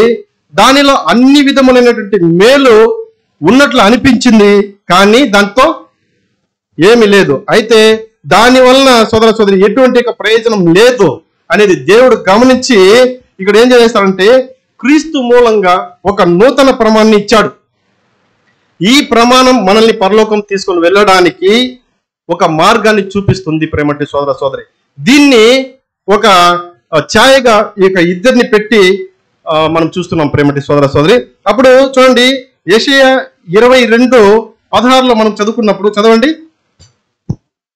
ఇక్కడ నీకేమి పని, ఇక్కడ నీకెవరున్నారు, నీవిక్కడ సమాధిని తొలిపించుకొననేలా ఎత్తైన స్థలమున సమాధిని తొలిపించుకొనుచున్నాడు. చూడండి, ఇక్కడ నీకు ఏమి పని, ఎక్కడ? ఈ సువార్త యుగంలో న్యాయ ప్రమాణానికి ఏ పని లేదు. అందుకే అక్కడ అడుగుతున్నా, ఇక్కడ నీకేం పని? నువ్వు యూదుల కాలంలో ఉన్నావు. న్యాయ ప్రమాణాలని అన్ని ఆ కార్యాలు వాళ్ళు చేసే ఒకటి కూడా ఎక్కడ ఉండింది? అది యూదుల కాలంలో ఉంది. అందుకే అడుగుతున్నా, సువార్త యుగంలో నీకేం పని, ఇక్కడ ఏం నీకు పని? అర్థమవుతుంది ప్రేమటి సోదర సోదరి? అయితే దాన్ని ఆచరించే ప్రజలు మాత్రం ఇప్పుడు కూడా ఉన్నారా అంటే ఉన్నారు. యూదులు ఇప్పుడు కూడా ఉన్నారు. దాన్ని ఆచరించే క్రైస్తువులు ఇప్పుడు కూడా ఉన్నారు. వాళ్లకు ఆ సేవ మాత్రమే నచ్చుతుంది సోదర సోదరి. అయితే దేవుడు ఇక్కడ చెప్పే విషయం అది ఇక్కడ ఉండదు అని అక్కడ చెప్తున్నాడు. అందుకే ఇక్కడ నీకేం పని అంటే సువార్తయుగంలో యొక్క ప్రమాణాలకి ఏం పని ఇక్కడ? అప్పుడు చూడండి, షెబ్నా తన సమాధిని ఏం చేశాడంట? సమాధిని ఎత్తైన చోట కట్టింది. ఇది దేన్ని సూచిస్తుందంటే లేవీయుల యొక్క యాజక ధర్మశాస్త్రం ప్రకారం దేవుడిని వెంబడించే ఇజ్రాయేల్ జనులు దేవునికి యాజకుగా ఉండడం ఒక గొప్ప అనుకున్నారు. వాళ్ళు దేవునికి ఎత్తైన స్థలంలో కట్టడం అంటే దేవునికి యాజకుగా ఉండడం అనేది ఒక గొప్ప అనుకున్నారు వాళ్ళు. అంటే ఈ యాజకుడు వచ్చి చూడండి ఏం చేస్తాడు, అక్కడ ఒక గొర్రెను ఒక ఆవును బలి ఇచ్చి ఆ రక్తాన్ని పరిశుద్ధ స్థలంలో ప్రోక్షించి తర్వాత బయటికి వచ్చి ఆ ప్రజలను చూసి ఏం చేస్తాడు? ఆశీర్వదిస్తే చాలు. వీళ్ళు దేవుని దగ్గర ఏది కూడా ప్రార్థన చేయరు కదా. ఎవరు? ఆ ప్రజలు ప్రార్థన చేయరు. వీళ్ళ కొరకు ఎవరు దేవుని దగ్గర ప్రార్థన చేయాలి? యాజకులు మాత్రమే. ఇది పాత నిబంధన కాలంలో ఉన్నటువంటి యొక్క యాజకుల యొక్క అలవాటు. అర్థమైన ప్రియమైన సోదర సోదరి. తర్వాత మనం 22:25 చూసినప్పుడు చదువుకుందాం. 22:25 నేను దావీదు ఇంటి తాళపు అధికార భారమును అతని భుజము మీద ఉంచెదను. అతడు తీయగా ఎవడునో మూయజాలడు, అతడు మూయగా ఎవడునో తీయజాలడు. అప్పుడు ఆ లేవీయుల యొక్క యాజకత్వం ఏమవుతుందంటే ఊడదీయబడింది కదా దేవుని యొక్క చూపులో. ఎవరి చూపులో ఊడబడింది? దేవుని యొక్క చూపులో. ఎందుకంటే అది ఒక మాంసికమైనటువంటి ఆజ్ఞగా మాంసంలో ఏర్పరచబడింది. అది నిరంతరమైనది కాదు. అది నాశనమయ్యే విధంగా ఉంది. ఇది ఆ యొక్క ఆజ్ఞ అని ఇప్పుడు మనం చూస్తున్నాం. అప్పుడు చూడండి, ఇది ఇప్పుడు అంటే యేసుక్రీస్తు మూలంగా ఈ యొక్క న్యాయ ప్రమాణం ఏమైపోయిందంట? ఒక ముగింపుకు తీసుకొని రాబడిందంట ప్రియమటి సోదర సోదరి. అందుకే ఆయన ధర్మశాస్త్రాన్ని ఏం చేశాడు? ఆయన అన్ని కూడా ఆయన నెరవేర్చాడని చెప్పి మనం చూస్తున్నాం. అంటే ఆ పాత నిబంధన కాలంలో ఉన్న యొక్క న్యాయ ప్రమాణాన్ని యేసుక్రీస్తు మూలంగా ఒక ముగింపుకు తీసుకొని వచ్చేస్తాడని చెప్పి చూస్తున్నాం. ఇప్పుడు క్రీస్తు మూలంగా ఒక క్రొత్త ప్రమాణం వచ్చింది. అదే అక్కడ మనం చూసినప్పుడు అతని యొక్క డ్రెస్ తీసివేయడము, ఆ యొక్క నడికట్టును ఏం చేసేయడము, తీసివేయడము, అదన్నీ కూడా దేన్ని సూచిస్తుందంటే ఒక అధికారాన్ని సూచిస్తుంది. ఇవన్నీ కూడా ఎవరి ద్వారా ఇప్పుడు అక్కడ నెరవేర్చబడిందంటే యేసుక్రీస్తు ద్వారా అని చెప్పి మనం చూస్తున్నాం సోదర సోదరి. మనకు వచ్చేటువంటి ఆశీర్వాదాలన్నీ కూడా ఈయన ద్వారా వచ్చిందని చెప్పి చూస్తున్నాం. అక్కడ చూడండి, ఆ యొక్క ఎల్యాకీము గురించి చెప్పేటప్పుడు చూడండి, ఎవడును మూయజాలడు, అతడు మూయగా ఎవడును తీయజాలడు అని చెప్పడం మనం చూస్తున్నాం ప్రేమటి సోదర సోదరి. అంటే ఇది ఎవరికి సూటబుల్ గా ఉంటుందో ఒకసారి అర్థం చేసుకోండి. ఇది యేసుక్రీస్తు కరెక్ట్ గా సూట్ అవుతుంది. చదువుకుందాం ప్రకటన గ్రంథం 3:7.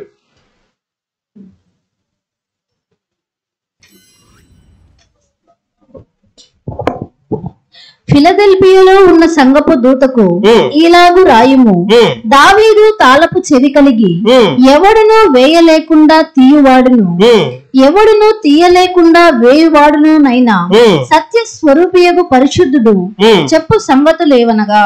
చూసారా, అక్కడ పాత నిబంధనలో యెషయాలో చెప్పినటువంటి యొక్క మాటలు ఇక్కడ యేసు ప్రభుకి సూటబుల్ గా ఉందని చెప్పి మనము చూస్తున్నామా లేదా? చూస్తున్నాం సార్. తర్వాత మనం చూసినప్పుడు చూడండి, అక్కడ యెషయా 22:21 చూస్తున్నాం, అతడు యెరూషలేము నివాసులకును యూదా వంశస్థులకు తండ్రి ఎగును అని చెప్పడాన్ని మనం చూస్తున్నాం ప్రియమైన సోదర సోదరి. అప్పుడు దీని యొక్క అర్థం ఏమై ఉంటుంది చూడండి. ఈరోజు ఈ సత్య ప్రకారం జీవించేటప్పుడు ఎలా ఒక తండ్రి తన పిల్లలకు జీవాన్ని ఇచ్చేవాడిగా ఉన్నాడో, అదే విధంగా మనము ఈ యొక్క న్యాయ ప్రమాణాన్ని విడిచి క్రీస్తు ప్రమాణం ప్రకారం నడిచేటప్పుడు, క్రీస్తు యొక్క ఆలోచనలు విని లోబడేటప్పుడు ఆయన మనకు ఎలాంటి ఒక జీవాన్ని ఇచ్చే విధంగా ఉన్నాడు సోదర సోదరి. అప్పుడు చూడండి, ఆత్మీయమైన జీవితంలో మనము బాగా ఎదిగి ఆ యొక్క వాక్యానికి మనము లోబడ్డామంటే దేవుడు మనకు తండ్రిగా ఉండి ఆయన ఎలాంటి ఒక ఆశీర్వాదాన్ని ఇస్తాడంటే మనకి ఒక నిత్య జీవాన్ని ఇచ్చే విధంగా మనం ఉన్నాడని చెప్పి మనం చూస్తున్నాం ప్రేమటి సోదర సోదరి. అంటే చూడండి, ఆ యొక్క యెషయా 22:23 చెప్పబడినటువంటి యొక్క మేకు ఎవరిని సూచిస్తుందంటే అది యేసు ప్రభుని సూచిస్తుంది. అది యేసు ప్రభుని సూచిస్తుంది. తర్వాత యెషయా 22:24 మనం చూసినప్పుడు చూడండి, ఇక్కడ యేసు ప్రభు యాజకుడుగా ఉన్నాడు. ఆయన మీద చూడండి గిన్నె లాంటి యొక్క పాత్రలను, బుడ్ల వంటి యొక్క సమస్తమైన చిన్న చిన్న చెంబులను, అనగా అతని పితరుల సంతాన సంబంధాలకు పిల్ల జల్లందరినీ అతని మీద వేలాడి చేసేదను. చదువుకుంటాం యెషయా 22:24. గిన్నెల వంటి పాత్రలను, బుడ్ల వంటి సమస్తమైన చిన్న చెంబులను, అనగా అతని పితరుల సంతాన సంబంధులకు పిల్లా జిల్లలందరినీ అతని మీద వేలాడించెదరు. దేని మీద? ఆ యొక్క మేకు యేసు ప్రభు. ఆ మేకు ఎవరిని సూచిస్తుంది? యేసు ప్రభుని చూస్తుంది. అతని మీద ఏమి వీళ్ళందరూ నేను వేలాడించదును అంటే చూడండి, అతని పితరుల సంతాన సంబంధుల పిల్ల జలంలో ఎవరంటే సోదర సోదరి ఈ యొక్క సంఘాన్ని సూచిస్తుంది. అతని యొక్క పిల్ల జల్లు ఎవరు? యేసు ప్రభు యొక్క పిల్ల జల్లు ఎవరు? ఇప్పుడు ఈ లోకంలో ఉన్నటువంటి యొక్క సంఘాల కాదు, మనల్ని సూచిస్తుంది. చూడండి, అందరూ కూడా మనము సంఘమే. అయితే అక్కడ ఉన్నటువంటి ఒక విషయం ఒకటి ఏంటంటే ఒక్కొక్కరికి ఒక మహిమ అనేది వేరువేరుగా ఉంటుంది. అది మనం బాగా గమనించాలి. అదే ఎలా అంటే చూడండి, కొందరు పెద్ద పెద్ద సేవ చేస్తూ వస్తుంటారు. కొందరు చూడండి వాళ్లకు పనిచేసే చోట ఆ యొక్క యాజకత్వానికి తగినందుగా ఉండొచ్చు, చిన్న చిన్న పనులు. కొందరు చూడండి సిస్టర్స్ తన పిల్లల్ని చక్కగా సత్యంలో నడపడము, అది ఒక గొప్ప విషయం. తర్వాత చూడండి కొంతమంది వాళ్ళకి ఎటువంటి టాలెంట్ లేకపోయినా ఇంకా వేరే వేరే విషయాలు కూడా చేస్తూ ఉండొచ్చు యాజకత్వంలో. అంటే అందరూ కూడా ఎలాంటి ఒక మహిమకి వెళ్ళే వాళ్ళే, అందరూ కూడా దేవుడు ఇచ్చినటువంటి ఒక గొప్ప యాజకత్వానికి వెళ్ళే వాళ్ళే. చూడండి, ఇది మనం చూసేటప్పుడు చూడండి లోకంలో వాళ్ళ యొక్క వాళ్ళ చూపులకు ఎలా ఉంటుందంటే ఒక పెద్దది గాను ఒక చిన్నది గాను ఉండొచ్చు. అయితే అన్నీ కూడా దేవునికి ఎలా ఉంటుందంట ప్రేమటి సోదర సోదరి? ప్రియంగా ఉంటుందని చెప్పి చూస్తున్నాం. చదువుకుందాం 2 తిమోతి 2:20-21 అయిపోయింది. గొప్ప ఇంటిలో వెండి పాత్రలను బంగారు పాత్రలను మాత్రమే కాక కర్రవియు మంటివియు కూడా ఉండును. వాటిలో కొన్ని ఘనతకును కొన్ని ఘనహీనతకును వినియోగింపబడును.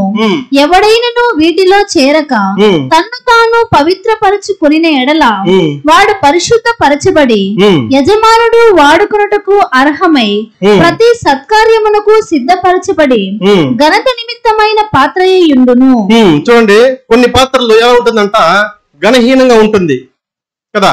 అంటే దేవుని యొక్క సేవకుల్లో పెద్ద పెద్ద గొప్పగా దేవుని యొక్క వర్తమాన్ని ఇచ్చే వాళ్ళు ఉంటారు, పెద్ద పెద్ద వాళ్ళు ఉంటారు.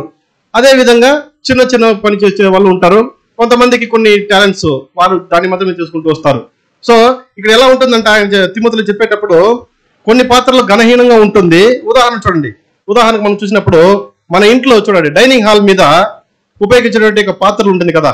అదేవిధంగా కిచెన్ లో ఉపయోగించేటువంటి పాత్రలు కూడా ఉంటాయి డైనింగ్ హాల్లో, కిచెన్ హాల్లో. అలా చూసినప్పుడు చూడండి మనం తినే గిన్నె ఎలా ఉంటుందంటే అది చాలా పరిశుభ్రంగా ఉంటుంది. దానిలో మురికి ఉంటుందంటే ఉండదు. ఎప్పుడైతే చూడండి, ఆ భోజనం వండే పాత్ర ఎలా ఉంటుంది, దాని చుట్టూ నల్లగా ఉంటుంది కదా. భోజనం వండే పాత్ర నల్లగా ఉంటుంది. దాన్ని అలాగే తీసుకుని తినేస్తామా మనము? లేదు. అప్పుడు ఆ పాత్ర ప్రయోజనం లేనిది, ఈ పాత్ర ప్రయోజనం కలిగినది అని మనం చెప్పొచ్చా? చెప్పలేం ప్రేమటి సోదర సోదరి. చూడండి, ఆ పాత్ర ఏమైపోయింది? నల్లగా ఉండే పాత్ర ఎక్కడికి పోయేసి వస్తుంది? పొయ్యిలోకి పోయేసి వస్తుంది. చూడండి, దానివల్ల అది ఏమైపోతుంది? అది నల్లగా ఉంటుంది. అయితే దాని లోపల ఉండే ఆహారం ఎలా ఉంటుందండి? సూపర్ గా ఉంటుంది. దాన్ని ఎక్కడ తీసుకుని వచ్చి వేస్తారు? గిన్నెలో. అయితే ఇక 2 పాత్రలు మనకు ముఖ్యమే కదా. అయితే చూడండి, అక్కడ చూడడానికి నల్లగా ఉన్నటువంటి పాత్ర చెడ్డది గాను, ఇక సిల్వర్ గిన్నెలో ఉన్నటువంటి సూపర్ గాను తెలుస్తుంది. అయితే 2 కూడా ఒకే జీవాన్ని ఇవ్వడానికే ఆ యొక్క 2 పాత్రలు కూడా ప్రయోజనంగా ఉందని చెప్పి మనం చూడొచ్చు ప్రేమటి సోదర సోదరి. ఇప్పుడు చూడండి, ఇంకో విషయము, టాయిలెట్ లో ఉన్నటువంటి పాత్ర ఎలా ఉంటుంది? చాలా మోసంగా ఉంటుంది. అది ఉప్పు పట్టిపోయి ఇంకా వేరే వేరే క్రీములు పట్టిపోయి చాలా మోసంగా ఉంటుంది. దానికనేసి ఆ యొక్క పాత్ర మనకు అవసరం లేదని చెప్పేదానికి అవుతుందా? సో ఒక ఇల్లు అని ఉంటే దానిలో ఘనహీనమైనటువంటి పాత్ర ఉంటుంది, ఘనమైనటువంటి పాత్రనే ఉంటుంది. అయితే ఇవన్నీ కూడా ఆ ఇంటికి అవసరమైనటువంటి పాత్రగానే ఉన్నది ప్రేమటి సోదర సోదరి.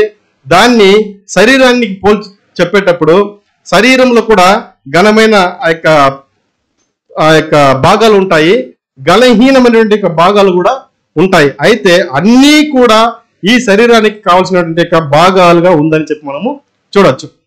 అదే అక్కడ యెషయా 22-24లో మనం చెప్పబడినప్పుడు చూసినప్పుడైతే పిల్ల జల్ల అందరి మీద, అంటే క్రీస్తుగా ఉన్న మేకు మీద సంఘాన్ని ఏం చేశాడంటే ఆయన వేలాడదీశాడు, అంటే కట్టబడ్డాడు. సో ఇదే మనం చూసినటువంటి కార్యం ప్రేమటి సోదర సోదరి. సో దీనిలో మనకి ఏం పాఠం ఉంది అని మనం చూసినప్పుడు, దీని గురించి సోదరు రజల్ బ్రదర్ చెప్పేటప్పుడు, మనం దేవునితో ఐక్యం అవ్వడానికి సోదర సోదరి మనం బాగా గమనించాలి, మనము దేవునితో ఐక్యం అవ్వడానికి క్రీస్తు అనే మేకు కొట్టబడింది. ఇప్పుడు మనం కూడా ఒక మేకులుగా ఉండి ఆయన సేవను చేసేవారిగా ఉన్నాం. ఆ రోజుల్లో యేసు ప్రభు ఏం చేశాడంటే దేవునికి మనకి ఒక మధ్యవర్తిగా ఉండి ఆయన ఒక సంబంధాన్ని అక్కడ ఏర్పాటు చేసి వెళ్ళిపోయాడు. ఎవరు? యేసు ప్రభు. ఇప్పుడు మనము దేవునికి ఇతరులకు ఒక సంబంధాన్ని ఏర్పరిచి ఇచ్చేవారిగా ఉన్నామా అనేటువంటి విషయాన్ని మనం పరిశోధించి చూసుకోవాలి ప్రియమైన సోదర సోదరి.